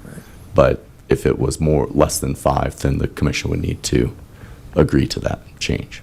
But Well, yeah. sitting here today, I don't know that I see anything that concerns me with the request. It sort of seems like a generous offer to go from 9 feet or 51% to 14 feet, almost to 25%. Yeah. Seems generous. Those are my initial questions. I open it up to the rest of the council to raise their questions. If I might add something, I don't know if it's Sure. appropriate or not, but the reason why we don't have 100 people in here tonight is because we worked with the community, and, you know, that 14 and a half foot might seem generous, but it was part of the deal. Well, I appreciate that, and Yeah. I think you probably are correct. You've done a lot of work to ameliorate, to satisfy a lot of people's concerns. Okay. With that, Vice Chair Poland. Thank you. Just to confirm, so along Spruce Avenue, and because some of the concerns was traffic along Spruce and the fact that currently there's parking on both sides of the street, that actually seems like it's going to get better by this plan because there is a 9-foot coming in, so there's still going to be parking on both sides of the street. It's just on the south side, it's going to be 9 feet further to the south, correct? Correct. So to me, that seems like that's actually going to help some of the traffic concerns in that area. I'll leave it up for other people to discuss the going from the 9 to the 14 and a half feet, but I like the idea. I'm still noodling around in my head. With the Park Place and the parking, so we need to have a right-of-way established for a road to go east-west. And how wide is that road? Or how wide does that right-of-way have to be? So we've dedicated 30 feet there. Okay. Don, and how wide does it have to be? Under our standard, and I'll let Josh or Rachel speak to this, is that you can propose the appropriate width of the right-of-way to accommodate what is expected need for the right-of-way. And I'll let Josh correct everything that I've said that's inaccurate. And me too. I would only add that Don is correct in terms of minimum right-of-way width and what's trying to be accommodated in that right-of-way. In terms of travel lane, the minimum width is 20 feet, and that's Okay. really driven by emergency services. Okay, so they've kind of put an extra buffer of 10 feet or so into the plan, and that was before considering they wanted to do the parking. I'm sorry, what area are you Park asking? Place, the width of Park Place. There's a little connector street. Yeah. So, again, it's with the proposed there's a proposed cross-section, future cross-section for that street. It's 26 feet, I believe. Okay. Flow line to flow line. So 20 feet, I said, was the minimum. 26 feet is required by fire when you need access to 3 stories because they got a bigger engine. But, and then to make up the rest of the 33, there's an attached sidewalk for multimodal connectivity. Okay. So I guess my question is, I hesitate, and I know that the public seems to be in approval of looking at this, but I hesitate saying let's put in parking knowing that at some point down the road, that's going to become a road. Can you park on a 26-foot wide? No, 26 foot wide is not wide enough to park on. So I would agree that if the question is, if you make it parking now, are you going to be able to get rid of parking in the future if that's not the intended use in the future? Exactly. I would also add, and I think Commissioner Height, Chairman Height may have asked this earlier, and I don't know that I answered it fully, but we would typically try to refrain from constructing a dead-end street. Right, so making improvements within right-of-way that create a dead end without some form Oh, of a that's where they were turnaround. talking about doing a turnaround on the back end. Understood. Yeah. I'm still kind of caught on, do I really want to start parking knowing that's, I don't know how long in the future, but at some point in the future, there's plans for that to become a road or to be used as a road, and then what happens with the parking? Given the fact that there already seems to be enough parking, while it seems like it's a good idea, it may be too much mental gymnastics to try to get this working and what's going to happen in the long term with it. I hate to do something now that will somehow cause issues in the future. But overall, I like this. I like the preliminary plat. It follows what we laid out for the concept plan. Some of the modifications that they're asking for, I don't have a problem with. A couple narrower lots, I think, has been brought up by a couple of people in the public. We need to do some things sometimes to not encourage, but to have smaller houses that will be more affordable. So I have no problems with some of the reduced widths and lengths of some of the lots. And as I said, I'm still noodling around with what to do with the city park and those 6 lots next to it. And I'd like to hear from some of the other commissioners.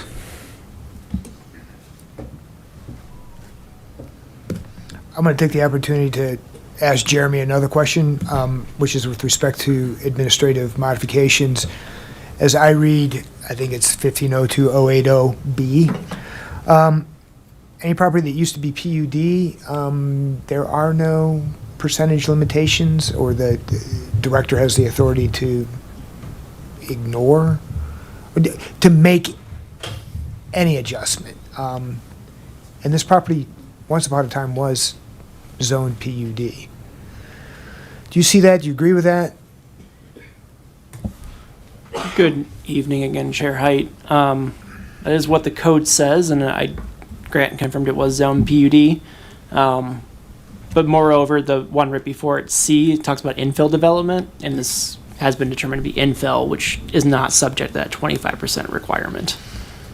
And meaning it could exceed the 25%. Yeah, I see that both accommodate get you to the same ends. Yes. Okay. I just feel better about infill versus the PUD because that might have lapsed, and I'm not exactly sure how we'd consider the lapse versus any of that. So, Point taken. Seat 7 is, I'm so sorry, Commissioner Earl. Thank you, Mr. Chairman. And thank you, everyone, for the comments and the applicant for everything. I want to address a couple of the comments I heard from the community and just make sure I'm understanding correctly. And so specifically, we're looking at the front and side yard setbacks that were raised up here. And it's the image that you had in the communication and Don that you had in the PowerPoint where you had the kind of the red lines that showed where those setbacks were. I'm just a little bit, I want to see if you guys can walk through that a little bit more, given the fact that we have outlot setback, kind of what's the practical setback? Because we had at least some concern about this being a canyon and very narrow. And I'm having trouble reconciling it in my head, given the property lines and where the setbacks are a little bit, if that makes sense.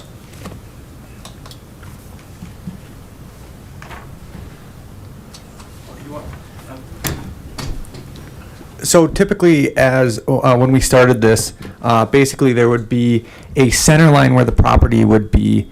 You can see outlined in red is where that outlot is. But since that then became an outlot, the give was, the ask was to still measure from the center line. So the distance between those buildings, just to give everyone the real numbers, is from porch to porch is 20 feet. From building face, at a minimum, the lot, they move a little bit and they get a little bit wider than that. And from building to building is 25 feet. So right now we have, I think that outlot is 6 foot wide, Jason.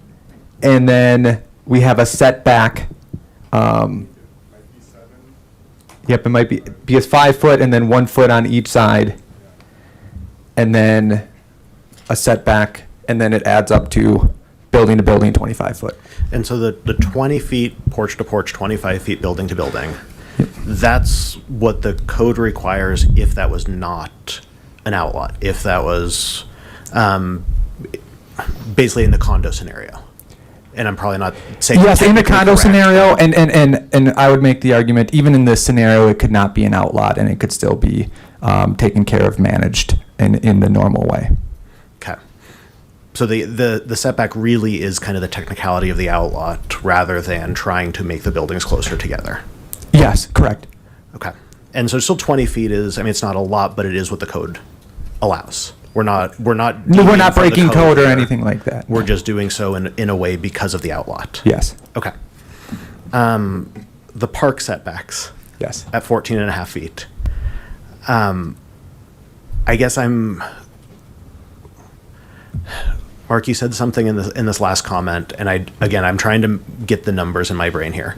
Certainly. Because you were talking about 9 feet, a setback, and then maybe, how far is the front of the building from that fence line in the current preliminary plat that we see before us with the 9 feet requested? It's 19 feet. So 10 plus 9. Yep. 10 plus And 9. what you've basically requested is, or what you've agreed to accept is 10 plus 14 and a half. That's correct. With the porch and a few of the exceptions we talked through. Right, and we Okay. just split the baby, because the difference was 11 feet. So we went 5.5 on top of the 9. That's how we came up with the 14 and a half.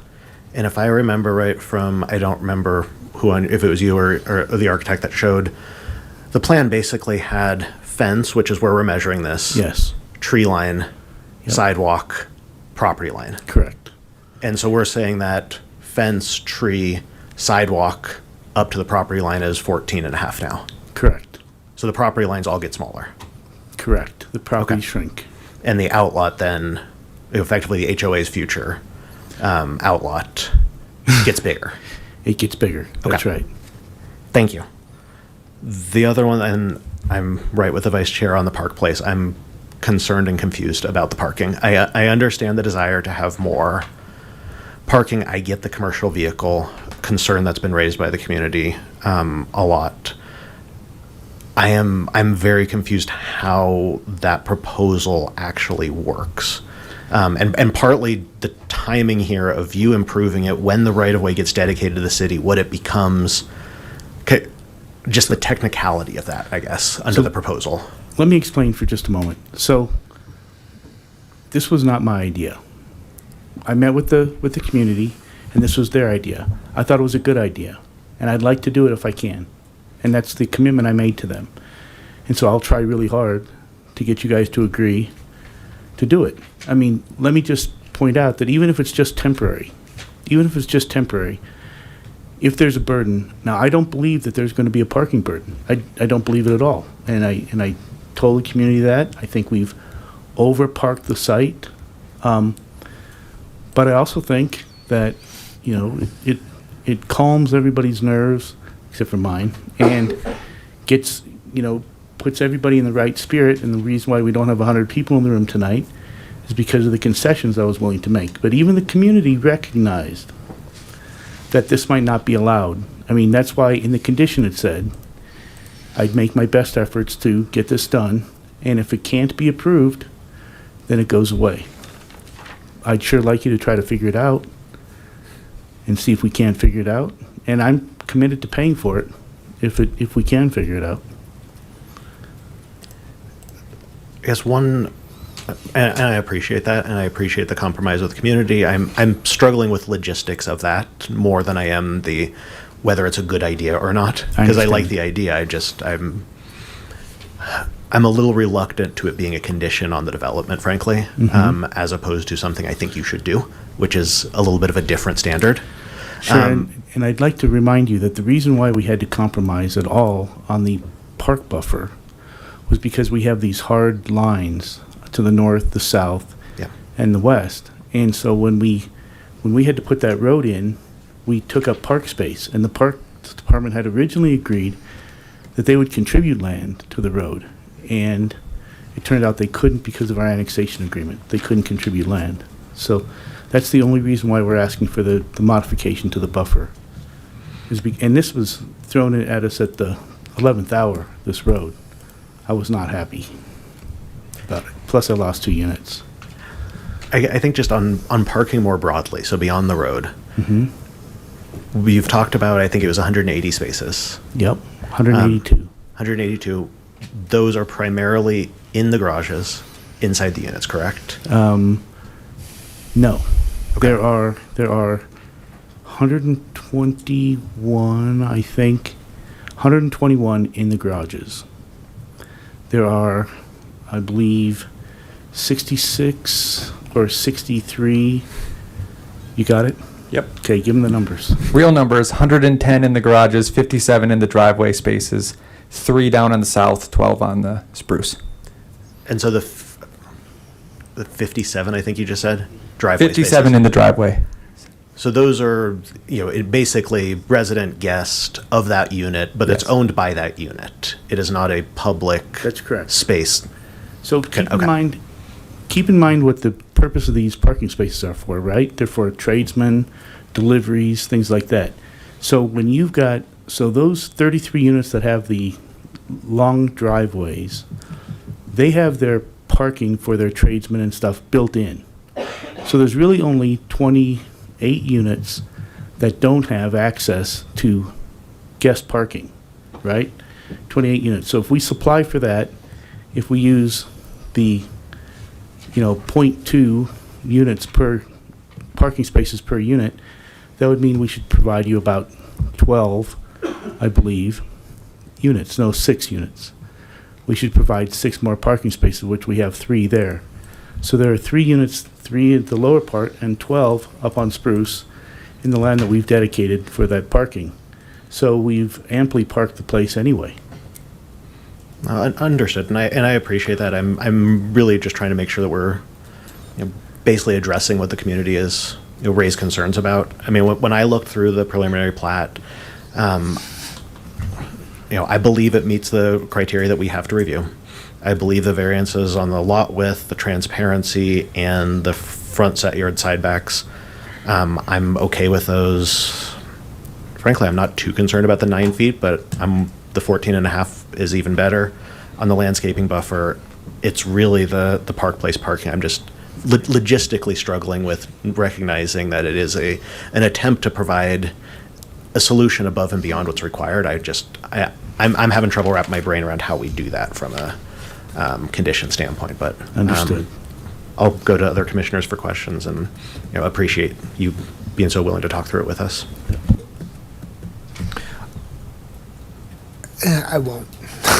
I'll go to Commissioner Poland. Don, real quickly about the park. Currently, there's no parking shown for it. When we create city parks, do we often, sometimes, never include parking at the park? Commissioner Poland, on the plan, the applicant is proposing to provide some parking on Spruce Street on the north end of the park. That's my understanding from the preliminary plat. And as a standard, it typically is determined from the park department when they are programming the park what the need will be for parking. So, for example, a large community park like Sandstone Ranch, ball fields, things like that are going to have more people that are going to be driving, that it's going to serve more than just the neighborhood because it's a draw. So the parking that is intended and provided in those is at a greater level, but the Parks Department determines what that is. When you get to these smaller community parks or neighborhood parks that are truly meant to serve more of the neighborhood, they're not meant to be a destination park. So we do expect there will be some families that will drive over to the park because maybe they live on the other side of 3rd Avenue and they just want to come down to this park and use maybe a new swing set or something that their children enjoy. There will be some parking there that's provided, but the determination of whether additional beyond what's added to that street would be up to the Parks Department when they're programming the construction of this park.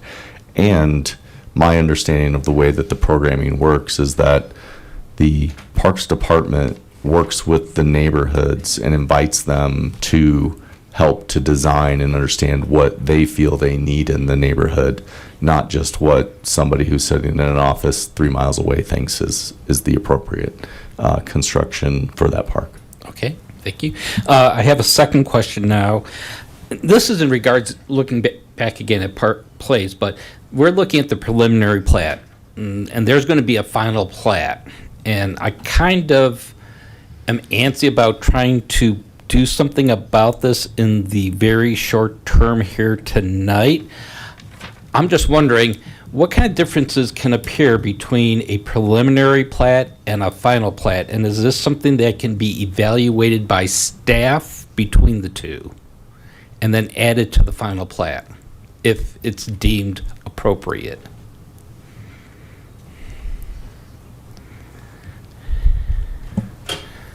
So, Commissioner Poland, are you? I was pulling up the plat again when you're talking. The first part, was it regarding the parking on Park Place, or was it another yeah, issue? the parking. It's the parking on it, and I hate to try to shoehorn a solution to that tonight. But given that this is the preliminary plat, is this something that can be evaluated and then included in the final plat? So I think if the commission were to make it a condition, but leave the final determination up to staff, I think that could be an appropriate way, with the understanding that the applicant, if he disagrees, could appeal it back to the planning commission from staff for the final plat, and you could evaluate the request based on the information that was presented. Okay, thank you. That's all I have for now. I'm sorry, Commissioner Jordan. Thank you, Chair. I wanted to thank you, Mark, and staff, and the community. It sounds like there's been a lot of collaboration and compromises, so that's great to see. I appreciate that, and I appreciate everyone coming up and providing feedback on this. I had a couple questions before I jump into some thoughts, because my mind's not made up entirely yet. First was for you, Don, on Spruce. Do we have sidewalks on both sides of the street, I assume? Because one of the community members said that it was difficult to get up and down on the street, and they're concerned. They noted people walking in it sounded like the middle of the road as opposed to the sidewalks, and they were concerned with the additional traffic, what that would cause in terms of safety. I assume we have sidewalks, but I don't know. So I'm looking at the Google map because I unfortunately did not get out there today. I apologize again, filling in here. Looking at Google Maps, it does not appear that there are any sidewalks on this property or many of the properties on the south side of Spruce Avenue. And it looks like there are some on the north side, and then there's some areas blocked by trees that I can't tell for sure. So the neighbors, if I've got it wrong, and Mark could probably correct me, but I believe there are none on the south side between Grant and Francis Street. You have that right, and we are extending the sidewalk from Grant to the end of our property. Okay, thank you, Mark. The question I had, I also understand Spruce is narrower than what we would build today if we were building a new street. It's narrower than the 30-foot or something like that. I would have to defer to Public Works on that. Okay. I'm not the expert. Josh, maybe you can. Good evening, Commissioner. This actually came up during the concept plan amendment. So Spruce Avenue is, I believe, 28 and a half feet flow line to flow line. Okay. So that standard cross-section would allow for travel lane in each direction and parking on one side of the street. Gotcha. So that street's width does meet a typical section. And while you're up here, I guess the question I have is on narrower streets, and I'm not sure if this is the general consensus of staff or not. It'd be great to toss this question to Phil if he were here, but is narrower streets a way we can do traffic calming?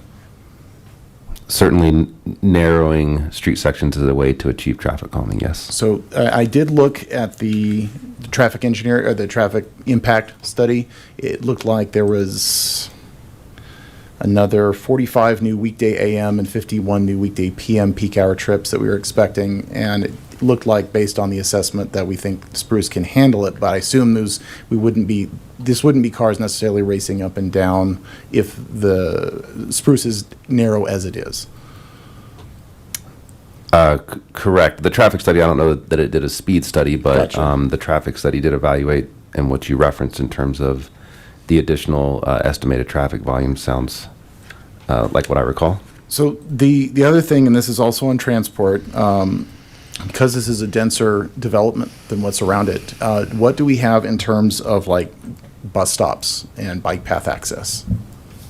I couldn't find that on the traffic study. I don't know that I can speak to bus stops, so I'll defer on that. I can speak a little bit to multimodal access as it relates to trails. So obviously St. Vrain Creek and the St. Vrain Greenway are immediately south. There is some connectivity to that from Isaac Walton Pond. And there's some connectivity, I believe, proposed, and I'll let Mark jump in here where I get a little bit off, from this development down to First Avenue, and then as well as from Spruce over to Grant, which is the sidewalk connection that the applicant was referring to, that they're going to extend from their frontage east to Grant Avenue to provide for that additional sidewalk connectivity, which then Grant would have the multimodal access further south. So we'll see some additional continuity in the forms of at least bike and pedestrian traffic. Yes. Okay. All right. Sorry, I'm kind of going through my notes here. On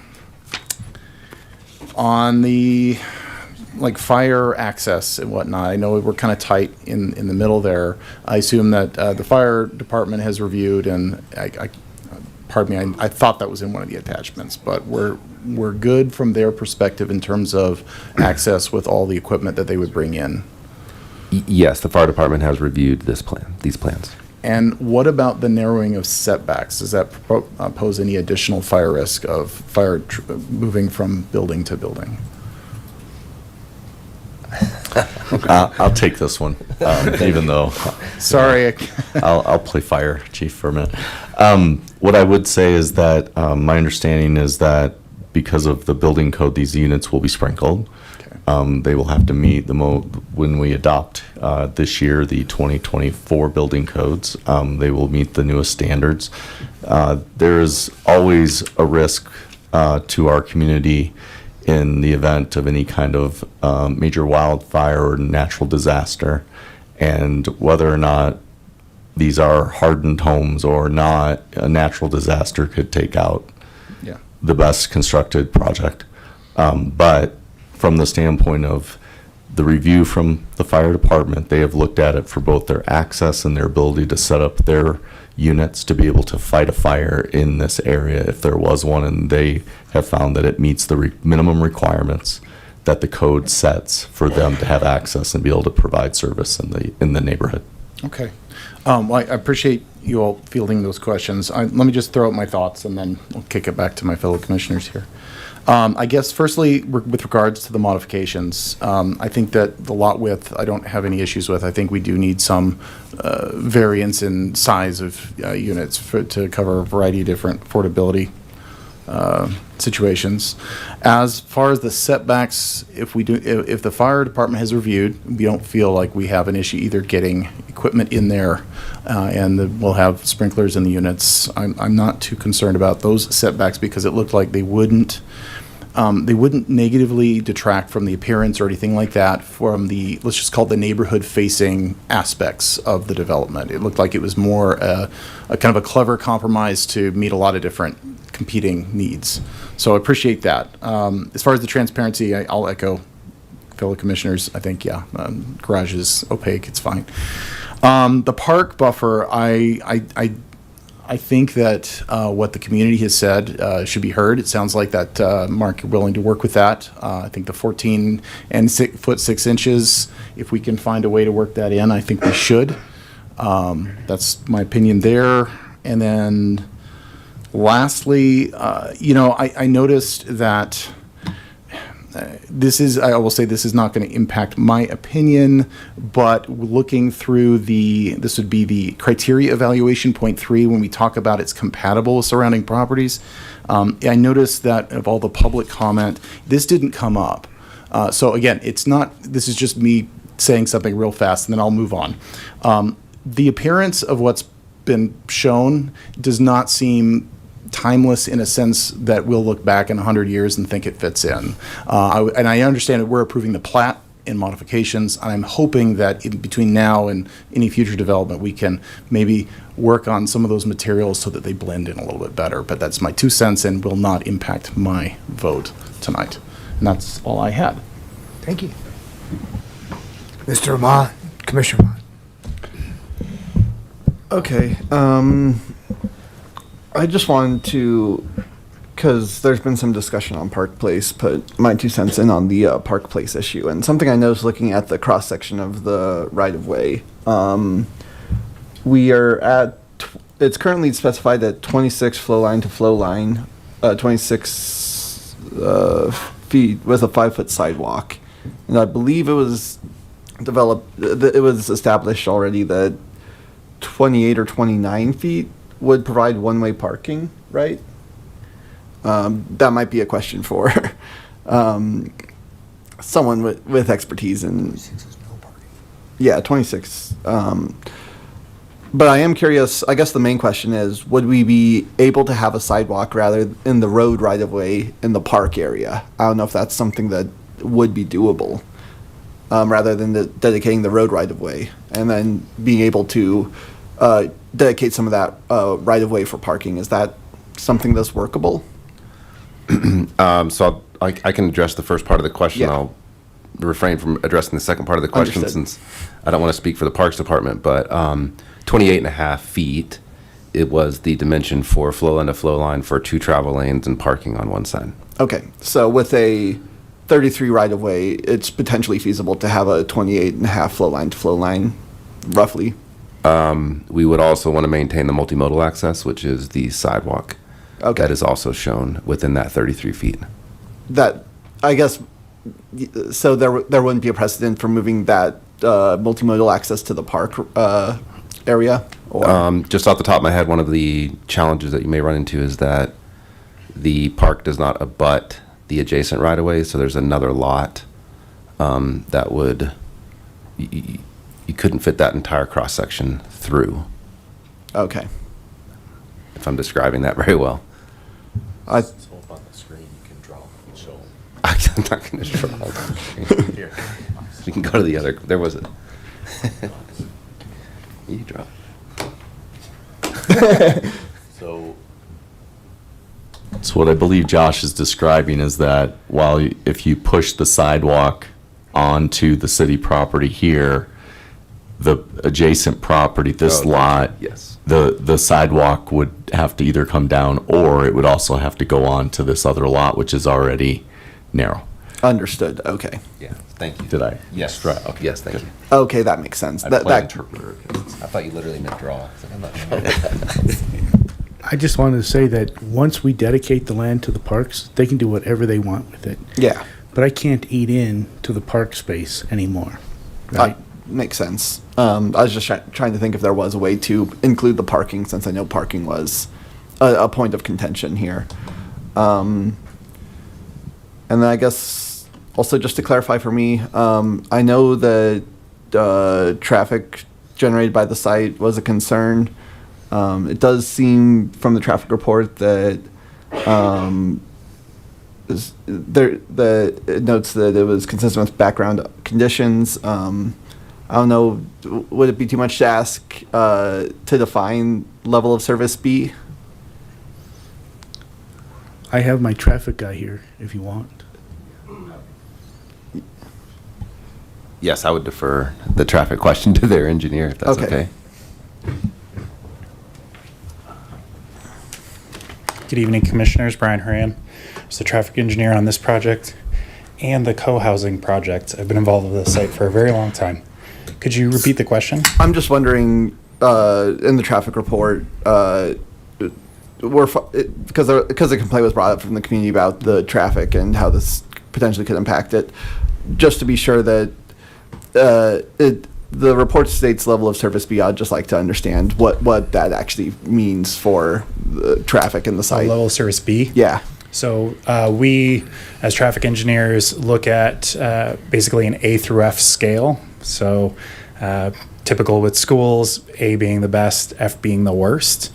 And different jurisdictions will assign a level of service limit. So a lot of jurisdictions designed a level of service D or maybe E before we start offering mitigations, turn lane signals, things of that nature. So level of service B is exceptionally good. And the report states that this development, so the original traffic study was done, depending on what you say original, but for this was at 70 units. So our findings are at a higher development level than what is being proposed now. So now we're down to 61 units. So everything that was in the original report still maintains. This development represents even less traffic impact than the original report. So it'll be B or better. Maybe it's A. So that's, hopefully that answers that question. That makes sense, and makes sense that no mitigations would be required then. Thank you very much. Yep. Do you have more? I think that was all I had. Thank you. Is it Brian? It is. Can you come back for a quick second? Sorry.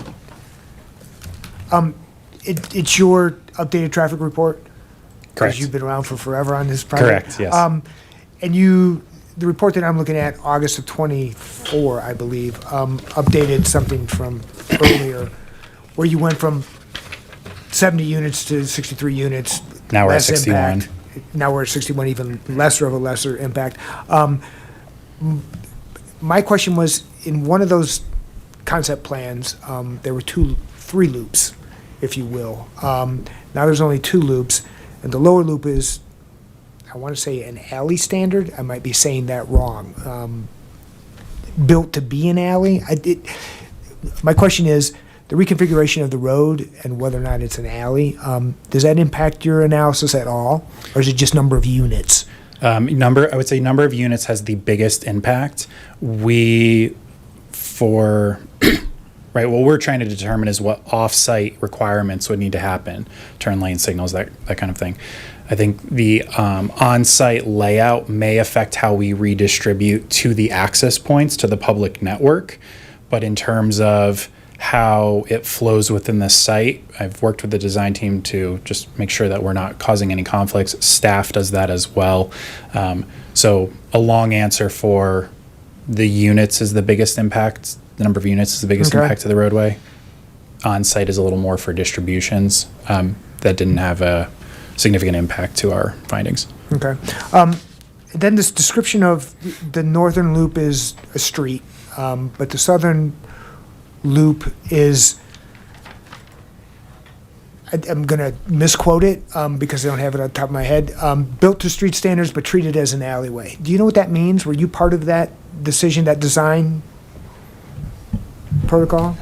I may be able to Mr. Sherman, you field were. this question. Go ahead. Yeah. Sure. So the discussion is around when lots are created, they need to have access to right of way. And is what really drove that decision, as I recall, when the applicant was talking about, are these private drives within this type of development, or do they need to be public right of way?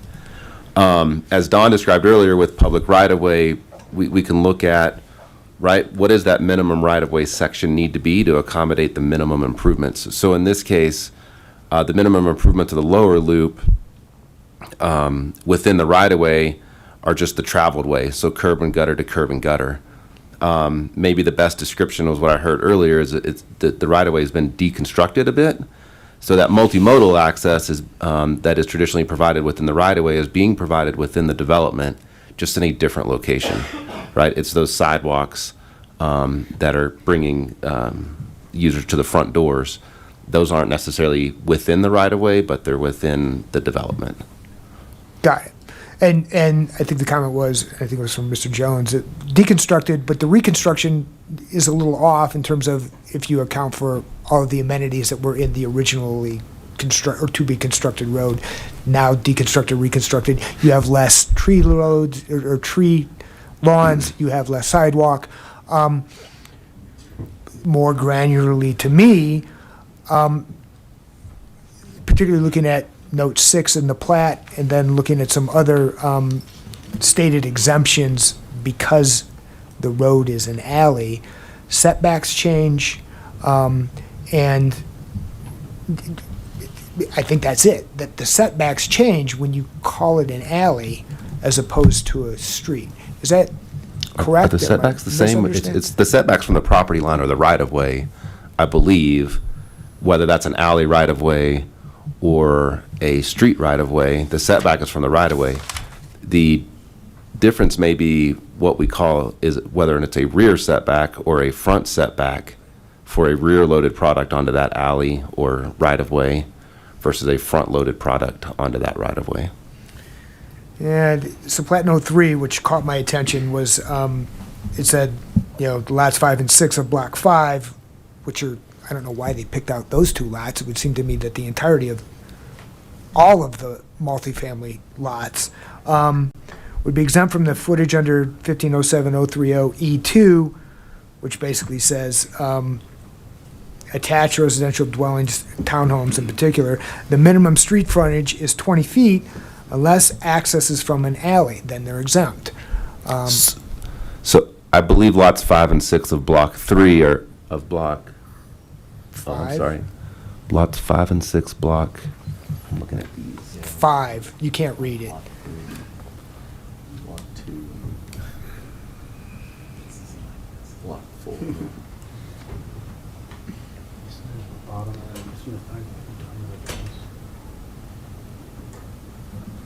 But it says block 6.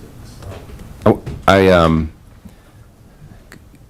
Chairman Hyde, I wonder if the lot and block numbering got reconfigured at somewhere along the way. The 2 lots that come to my mind that don't front the right-of-way that need the exception are the very southwest corner that essentially take access from an outlot that, somewhat act like a private drive onto, that then gets you access onto the public right-of-way. Oh, So 5 it's and- sort of like an 5 auto and court. 5 and 6 of block 3? Yes. Huh, okay. So the area.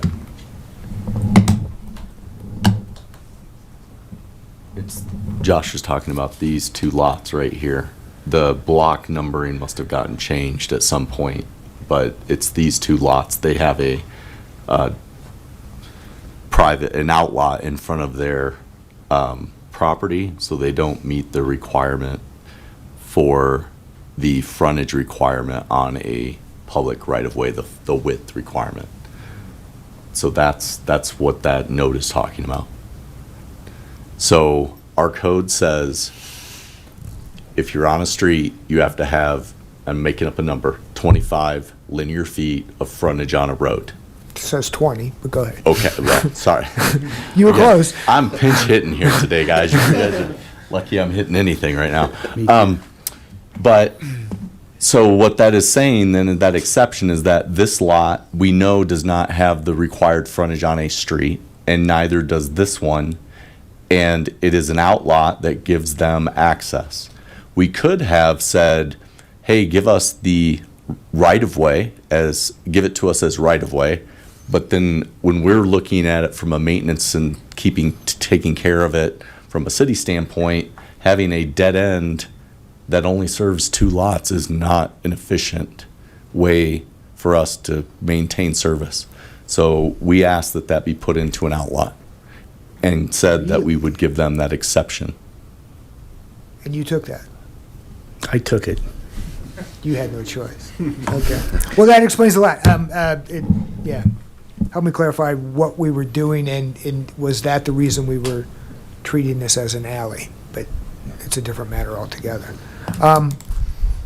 Good enough. Now I will, recognize Commissioner Wang. Okay. So off that conversation, I just want to verify both the northern loop and the southern loop of Sherman Circle will be turned over to the city for their maintenance and repair. Correct. along with Park Place. Correct. Okay. Okay. And I have a question for Mark. This is a follow-up to a comment you mentioned at the neighborhood meeting back in May 2014. Okay. March. You mentioned that you were going to connect Spruce Street down to First using the alleyway on the west side of the property. So- The right of way. It looks like you only connected it up to Park Place, but you did not extend it all the way up to Spruce.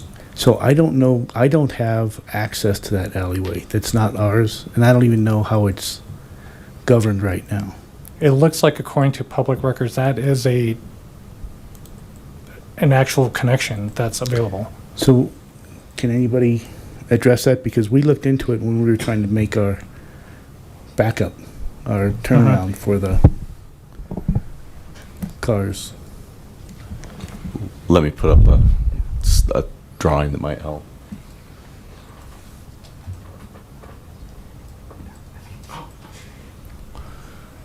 All right.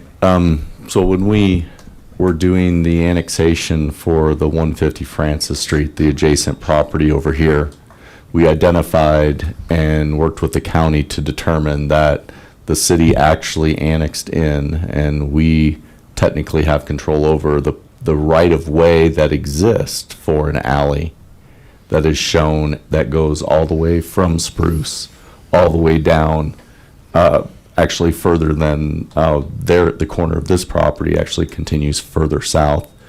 And that is part of the place where we are building and proposing to build the connection to get down to First Avenue for pedestrians and bikes to be able to get out of this neighborhood, and or people from the north to come through this area and go and use that area. So we'll use part of that alley for that. What happens to it going north, since it's adjacent to the park folks could look at that and determine if there's a use that they could see being viable.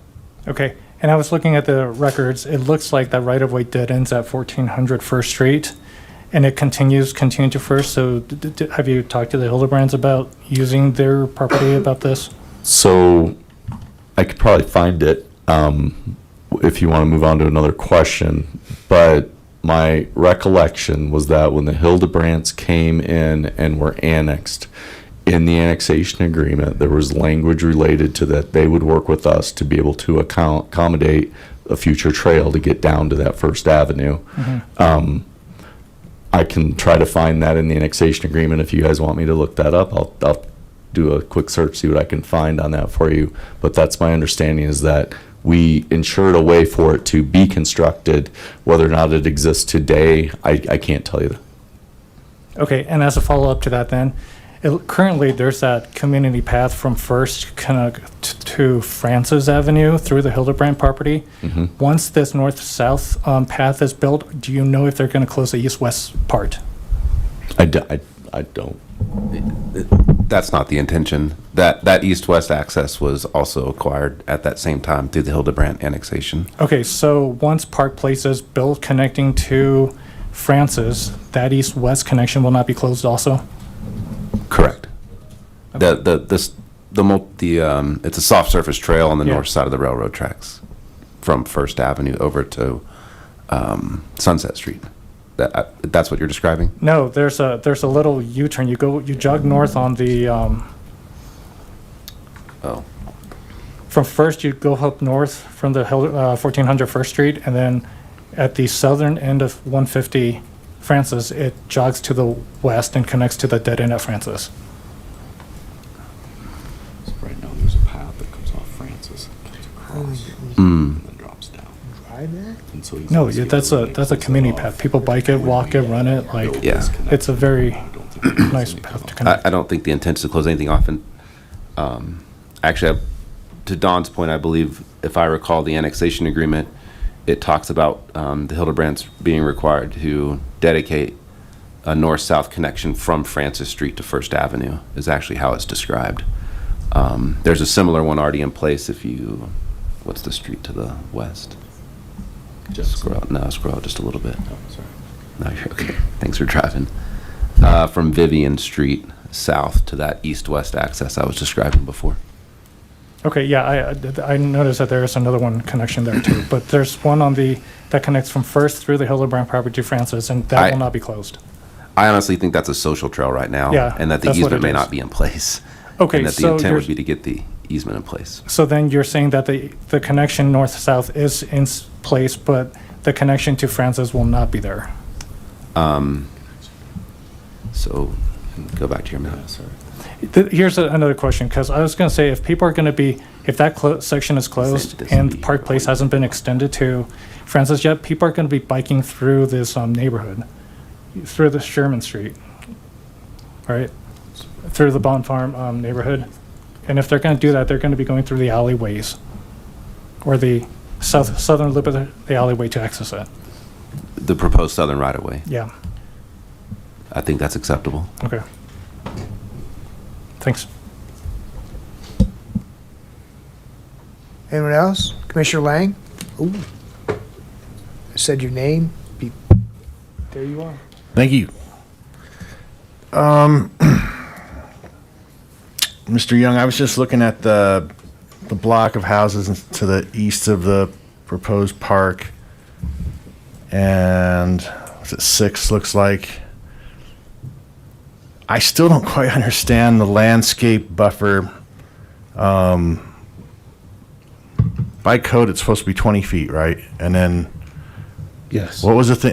Go over that again. The compromise you made where you kind of split the difference. Yeah, so initially, so we're all on the same playing field, the park was sized perfectly and had a 20-foot buffer. Then, after Van Wagner annexed, we had to make this connection, this Park Place Street. The Parks Department agreed to provide half the land for Park Place, and then it turned out they couldn't provide the land for Park Place because the annexation agreement says the park dedication will be 0.85 acres. So I had to put the whole 30-foot right-of-way on my side, which impinged our park and our drainage.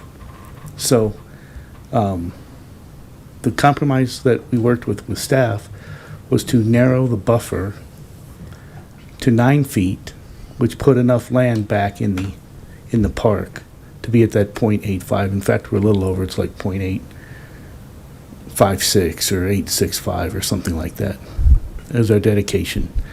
And so the community thought that we've heard from some people in the community who say that the houses should be closer to the park and so they're better engaged. But the predominant voice that I heard in the community said they wanted to see the buffer larger. They wanted 20 feet. I said, I can't do it. It kills these 6 units. And they said, well, let's compromise. And so we split the baby. And we agreed to a 5.5 foot increase in the buffer size. But I said I'd only do that in exchange for me being able to build unenclosed porches in the front yard setback. Okay. Could I just say one other thing about this? Because the original plan, because Park Place wasn't there, was longer, so it was a skinnier park. Then once Park Place got put there, the park did get wider, which could also be seen as a benefit. Okay. And then on that block 2, you probably run this scenario, but it looks like lots 2, 3, 4, and 5 are proposed to have pretty much identical sized lots and houses. And then 1 and 6, a little larger lot and a little larger house on each of those. Does that sound correct? I'm going to defer to my architect. Okay.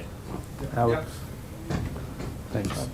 They're all the same size, and back when we did the concept plan, they used to be 3 stories, but now they're 2 stories. Okay.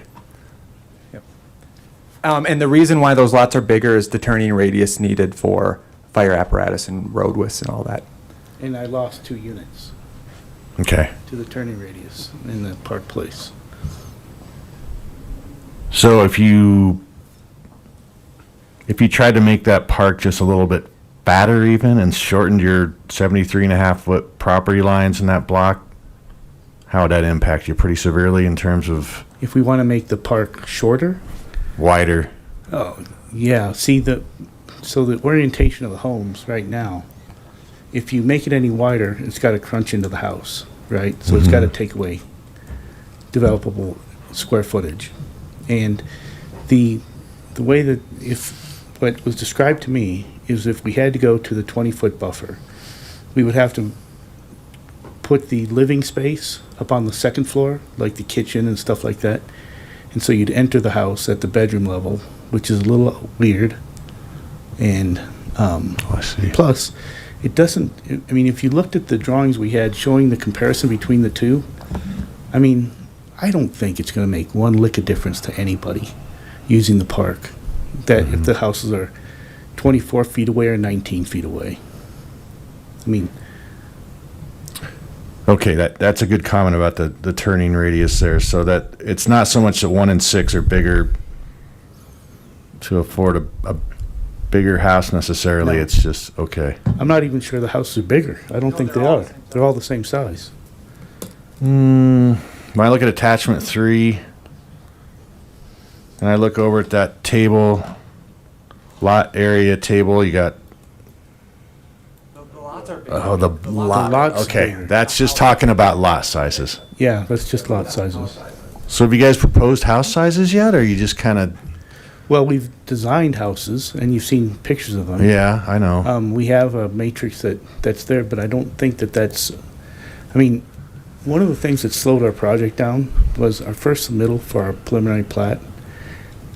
I was told that I'd submitted too much information. And we had a list of 85 things we had to supply, which we supplied. And then we were promptly told that was too much. So we had to dumb it down, and so we've done it. And we've met the submittal responsibilities for a preliminary plat, which I don't think includes, house sizes and stuff like that. I do have a matrix that I can share, but I'd have to dig it up and. But, I mean, the main word here we're looking at is preliminary, so we're just basically trying to figure out lot lines and Right. number and that sort of thing. Whatever unit we design now has to fit within the constraints of the lot lines that we're establishing tonight. But looking at the concept plan, you're committed to, on that north and east edge, to only do 2-story That's right. dwellings, correct? Correct. Okay. And then 3 in the middle blocks? We can go 3 in the middle blocks, but a lot of that, oddly enough, is also constrained by fire. So Okay. you have to have a different distance between the units. I do think we're 3 stories on all the units in the middle, but then when we get to the park, again, those units are only 2-story units. Okay. And then you had talked about the kind of the condo plan versus a townhouse plan, and so how does that look from an owner's perspective? If you're buying an attached dwelling, let's say on like a 5 or a 6 foot, or excuse me, unit, you're sharing walls with your neighbors, right? So, Yep. but you still own the dirt and you own the dwelling, correct? That's right. You own the fee simple dirt below it, and you don't just own the airspace. You own the exterior of the building as well. Okay. So say these are built and people buy them, and then 10, 20 years down the road, they turn around and sell them. There's no issue there with, No, we've built townhouse products all over the place. they're not Never had considered an issues. MTU, then multi-tenant unit, okay. Now, some of them, if they have more than 6 units in the building, I think you have to build them to the code of an MTU, but they don't sell like that. Okay. Yeah. And condos, I think in Colorado in general they just don't develop them that much. It's too much of a liability issue, isn't it? And from a builder's perspective? I've done a ton of condo development. I actually like doing condo development. The laws are changing, but you have to buy special insurance, which oddly enough, you have to buy for townhouse projects too, because what they're protecting you against is collective bargaining by the homeowners. Anytime you have an HOA, you've got a collective bargaining entity that you can negotiate with. So what should be the cheapest product to build becomes grossly expensive when you have to put in fire sprinklers, buy special insurance, firewall protections between the units, stuff like that. Didn't someone mention overhead sprinklers though? Oh yeah, we've got sprinklers in our units. Okay. Okay. I think that's it. Thank you. Vice Chair Poland. Thank you. I'm looking at the modification for landscape buffer. If we do go with what is being talked about, going to 14 and a half feet, first of all, the first part of the sentence, giving the park an additional 11 feet of width, is that because they lost the Park Place? And that's the 11, that's what got it wider? Is that 11 feet what got it wider? It was narrower, then we lost Park Place. And that's what made it wider. And that, is that 11 feet mentioned in the landscape buffer at the beginning that added with it that you're giving to get it to the 0.85, 0.86 acres? So there's sufficient land, the way we have it drawn, at a 9-foot buffer for the park to have the 0.85 acres. Okay. But we had to modify the buffer in order to accommodate that land. Right. To put enough land in there. Right.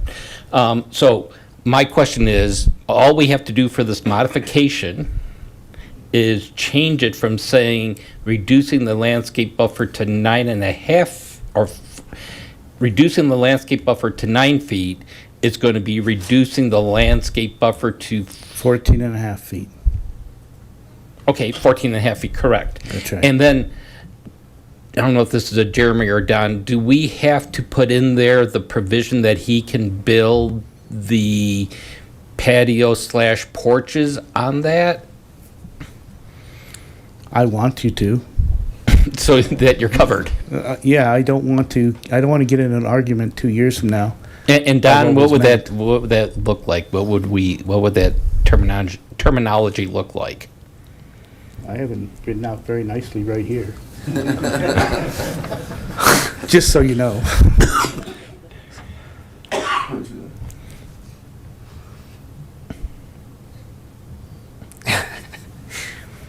Well played. I aim to please.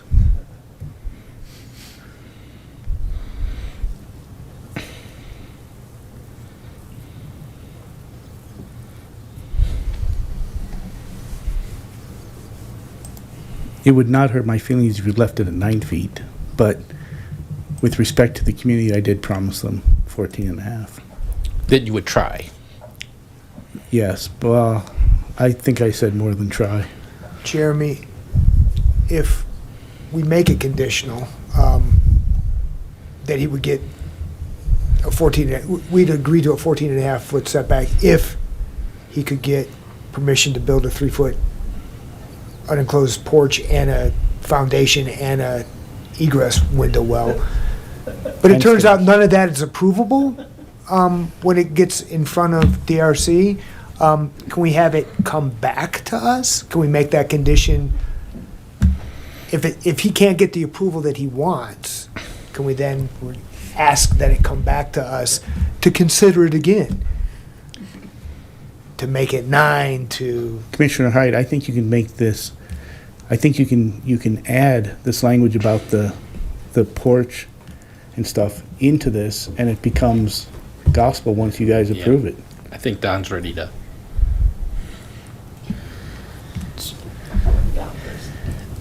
So, Chairman Hyde, Commissioner Poland, I don't have any concerns with the condition as the applicant has written it for 2 reasons.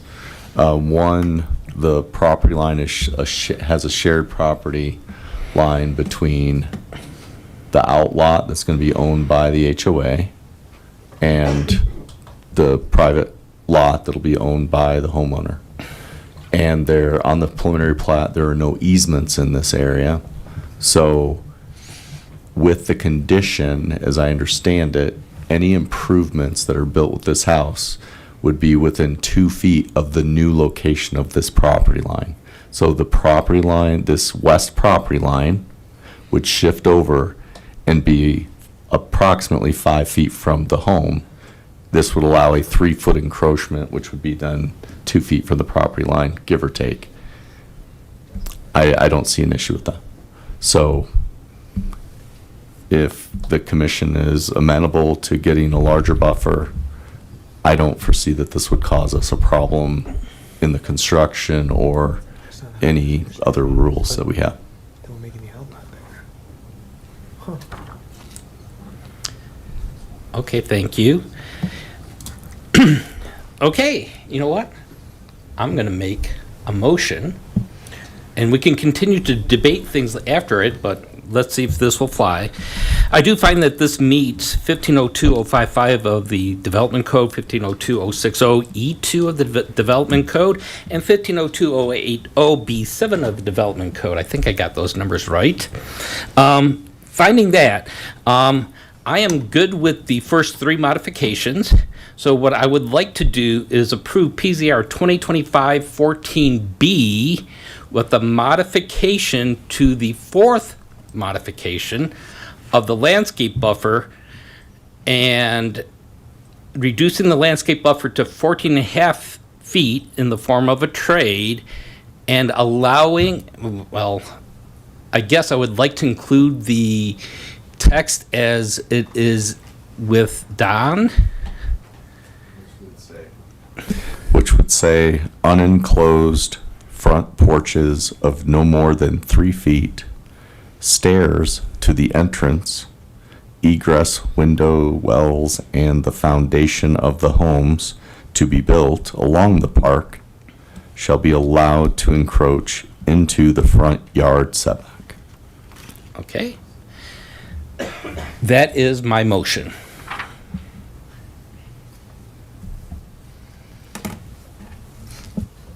Commissioner Met. I'll press the thing this time to a second. Very good. Further discussion? Sorry, Commissioner Wang. Okay, what about the Park Place turnaround? Do we want to put that in here? I'm gonna, Wait, I can. go ahead, go back on. Okay. Commissioner Poland. I am purposely keeping that off. I think it complicates the matter. Of the vibe I'm getting from the city is that it would be a big headache to try to put in.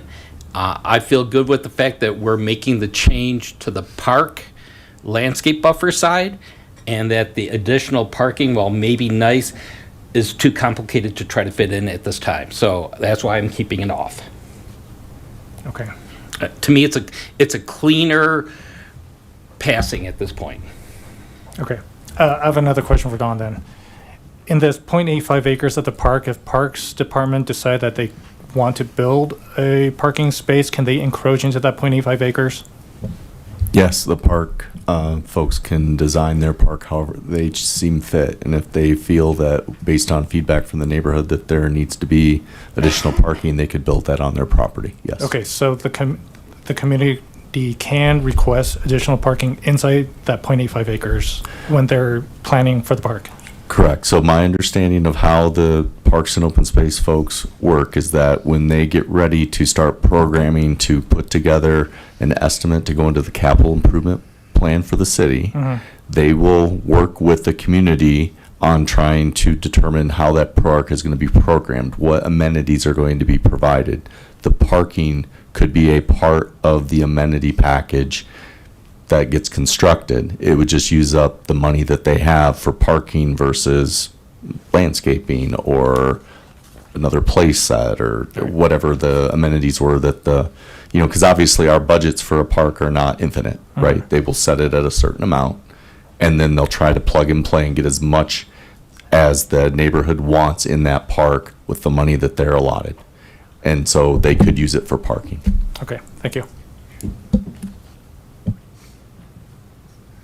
I'm going to add my 2 cents, which is that I find this is a good design. I think it's a fairly well thought out, fairly well compromised with the city. I'm sorry, with concerned residents and neighbors. Not perfect, but good. I think I find that it meets the general land use approvals under 1502.055. I also find that with respect to the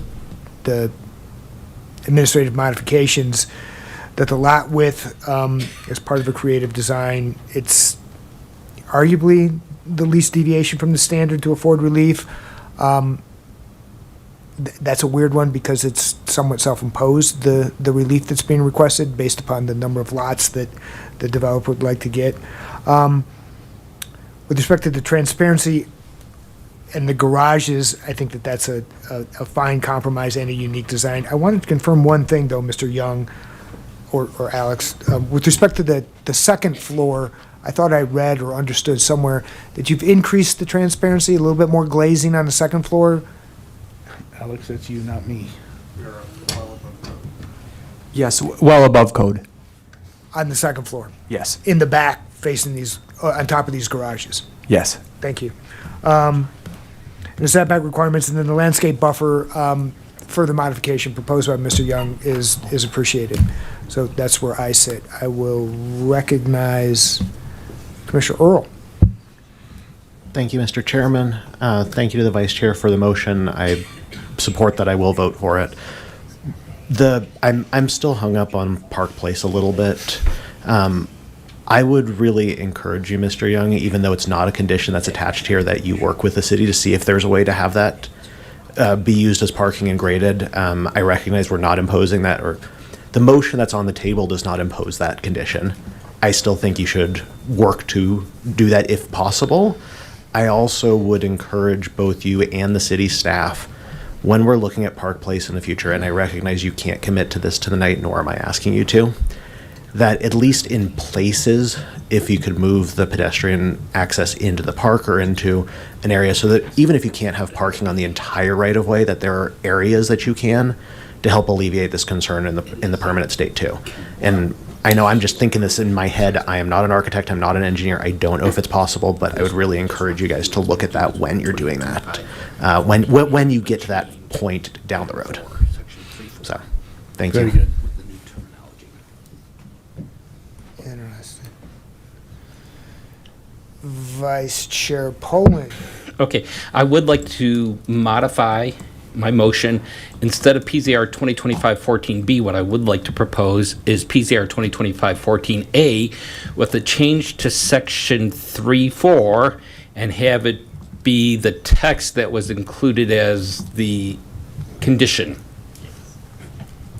So it'll be a 14.5-foot landscape buffer for lots 1 through 6 of Block 2, along with the stipulations of what he can put into that area. And Good enough. I think we, I need to, yeah. I Yeah, think I need is to- there- So I need a resecond? yes, I need to get your approval. Commissioner Arment. Second, I approve. Jeremy, do I have to take the first one off, or is it off? Do you have to vote it Since it down? was Vice Chair's Poland's motion, he can amend it by himself, and it's been seconded. So it's been amended. Appreciate it. All right, further discussion. I'm sorry, Commissioner Lang. I do think it's been a well thought out plan. I like the compromises that have been made. However, I wasn't on this board when the concept plan was put together. I still don't believe it fits in with the neighborhood. I mean, I don't live too far from here, and it just doesn't. I don't know. I don't know what the perfect number is, but I feel like 61 is a lot, even with these, checking with these administrative exceptions or whatnot. So I think I'm in the minority, but I don't think I can support this motion. Fair enough. Others? All right, I'm going to call for a vote. Commissioner Lang? Nay. Commissioner Wang? Aye. Vice Chair Poland? Yes. Chair Height? Aye. Commissioner Armet? Aye. Commissioner Earl? Aye. Commissioner Jordan? Aye. Chair, that passes 6-1 with Commissioner Lang dissenting. Thank you guys. all Thank you very much. I have to now read into the record that this meeting on December 10th, 2025, Agenda Item 7A, the 1313 Spruce or Bond Farm Preliminary Plat and Administrative Modification matter has been approved, is now subject to appeal. This item now enters a 7-day appeal period. During this time period, any aggrieved party may appeal the commissioner's decision by submitting a written appeal letter stating why the Planning and Zoning Commission's decision should be amended or reversed by City Council. All appeals must be in writing, and they must be received by the city clerk's office and the planning office, it's 2 different offices, within this 7-day time period. The appeal period begins tomorrow, Thursday, December 11th at 8 a.m. It ends Wednesday, December 17th at 5 p.m. Thank you all very much. Appreciate the community coming out and support. Appreciate the work of the developer. Especially appreciate the work of staff. Thanks.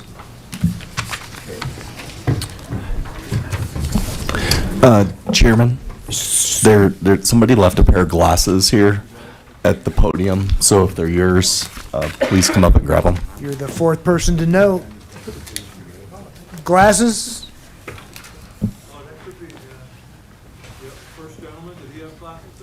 Could have been the first gentleman, yeah. Yeah, that would have been David Palmer.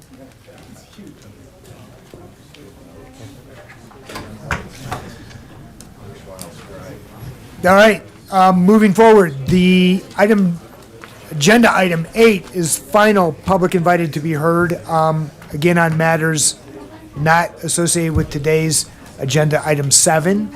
Public's invited to come up and speak to us about anything on your mind. As people mill around and aren't listening, I don't know that there's any other members of the public that care to speak. Seeing none, I'm going to close that. Item number 9, items from the commission. I actually have one to share. I don't know if anybody else has one. I'll defer first to Chair 7 is Commissioner Earl. Thank you, Mr. Chairman. A couple comments, and I'll be brief. Sorry, just you want to hit your gavel to let people know they shouldn't be talking. Good, folks, if we could be quiet in the audience, it'd be helpful to us. So we're continuing our meeting.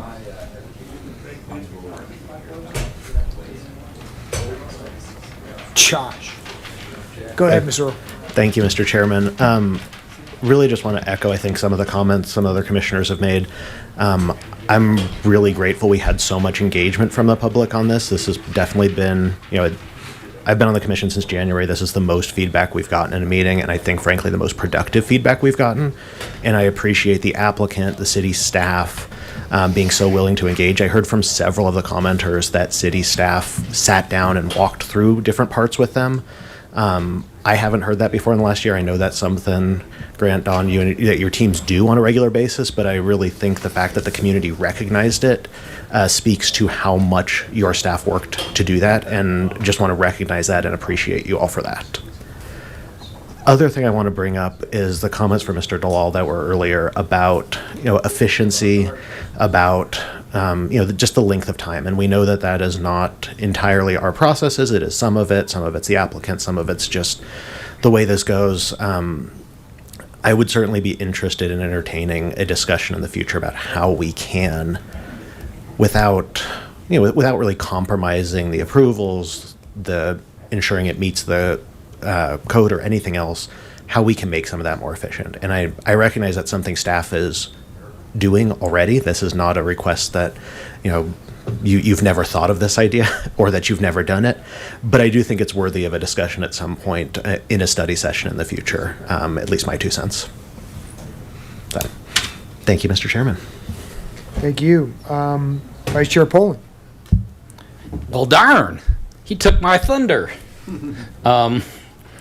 Yeah, I was going to comment. I know that there are some items for affordable housing that helps things get through the process. I'm wondering, to kind of piggyback on, can we have like a study session just to kind of understand what those are? what's in the city's toolbox to help keep costs down, especially, and not just with affordable housing, but other housing as well. If you can do a presentation on that, I'm sure we as a commission and any public watching would appreciate that to understand what's happening with the city. And also, I'd like to also echo just thanks to the developers and to the community around there and to the city staff.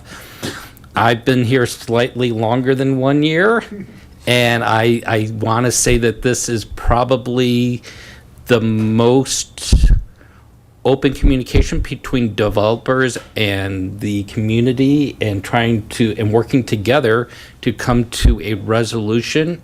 As somebody said earlier, it's not going to make everybody happy. It probably makes hardly anybody happy, but there's something in there for everybody. And I just really appreciate that the developer and the community took the time to work through this. I'm hoping that it can be used as a template maybe in the future if there's other developments that has this kind of stuff going on. So that's all I had. Yeah, I did not participate in the charrettes, but that were put together, I think, by Drew and Dan Sorrell. But I think that had some breakthrough impact on at least how the concept plan moved forward. Other comments on tonight's proceedings? I'm sorry. Mr. Jacobs. Jordan. I wanted to kind of go back to my earlier comment about this idea of in keeping with the neighborhood. A consistent design, it's one of our criteria. I would appreciate a study session about how we might be able to approach that a little bit more objectively in the packet. I understand it's a fundamentally subjective conversation, but I understand when we're reviewing a plat, and the designs are kind of thrown around there. Those are examples. It's going to be a long time before siding is nailed up. Materials are used, and we're just getting a rough idea of blocking and the size of the plats and all that. And so I think that if there is any particularly controversial items that are coming through, and we need to make a call about whether or not something fits from a design perspective. And I understand that we looked at all the code today. I would love to see if there's a way we could maybe tease that apart a little bit or include a little bit of other things in the packet. As an example, I think in the design there was like one example, like it looked like a house might be in the neighborhood, but it's all in the same rendering, so I couldn't tell. It'd be great to see like, okay, here's what all the house, here's a Google Street View of several of the houses that are going along. Here are the predominant architectural styles, and here's what we're picking up. Here are the materials we're using. What I saw tonight looked like just Prospect rubber stamped, of like kind of a mixed new urbanism, kind of like we're going to use all the materials. And to me, I think that's going to make, I could certainly understand why Commissioner Lang voted, and I don't understand, appearance wasn't the only consideration, but I would appreciate that. I don't know if I speak for other commissioners here. Thank you. One thing I wanted to share, it was last week or maybe 2 weeks ago, Commissioner Saunders is either a lecturer or an associated professor with CU in the planning department there. She has asked me, I think it was the second time I've come, and juried an undergraduate development classes development proposals. It was a class of, I think it was 15 people. They divided it up into groups of 3 and came up with a redevelopment plan. This year's plan was the redevelopment of the sugar mill facility, which was pretty interesting. If she asks you to participate in doing that in the future, you will be rewarded. It's interesting to see young undergraduate kids come up with ideas and figure out how that can get launched. So that was fun or interesting. Item number 10 is, is there anything more from any of the commissioners? Item number 10 is items from our council representative. I understand that one has been at least identified, No. not yet appointed. Yes, that's true. He's been identified, and it's Council Member Popkin will likely be our council representative. Item number 11, items from the planning director.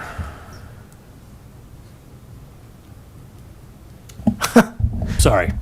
Little side conversation there.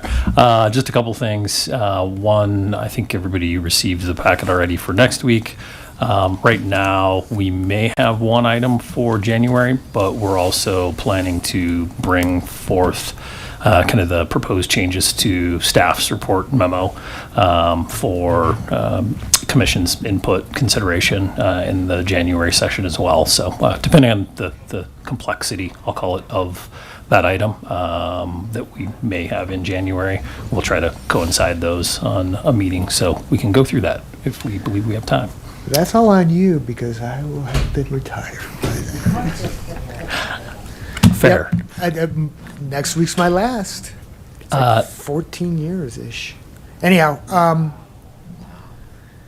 away I go. So the second item, just as not a response, but just some clarification. Staff is actually working on what we're terming a rapid response program overall. And so it may make sense once we actually have that a little bit further developed and get some additional input from city manager's office and city council to kind of walk through what that looks like. We could easily coincide that with housing discussion, how we handle expedited projects for that as well. So again, may not be next meeting, but hopefully maybe within the first quarter, again, depending on how that rapid response program shakes out. And then final thing, and I'll probably lean on Don here, I think I just closed it, but happy to kind of walk through just so the group as a whole has some background. I know the question came up about the annexation agreement and what was required. So Don, if you want to cover that, just so it's clear, obviously not contextually, this project already went through, but just for future knowledge. Thanks, Grant. So the question that was asked by Commissioner Wang was related to the two existing access points coming off of Francis and off. So I thank you. Sorry. Francis to First. And the annexation agreement language in the annexation, and I will get that. I jumped to a different one, but give me just a second here. I'll read it to you. I believe that it answers your question, and it states that, and this was for the Hildebrandt property. So it says that the owner, so the Hildebrandts or the property owner at the time, upon the city's request, shall dedicate pedestrian easements acceptable to the city and the owner for the design, construction, and maintenance of proposed secondary greenway pedestrian paths across the property, which would be the Hildebrandt property, connecting Vivian Street and Francis Street with the proposed secondary greenway pedestrian path along the entire southern boundary of the property from First Avenue to Sunset.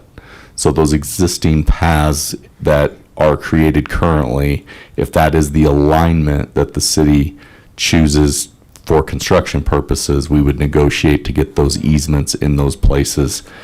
But we have the ability to get easements and keep those connections, and that was the intent of the condition.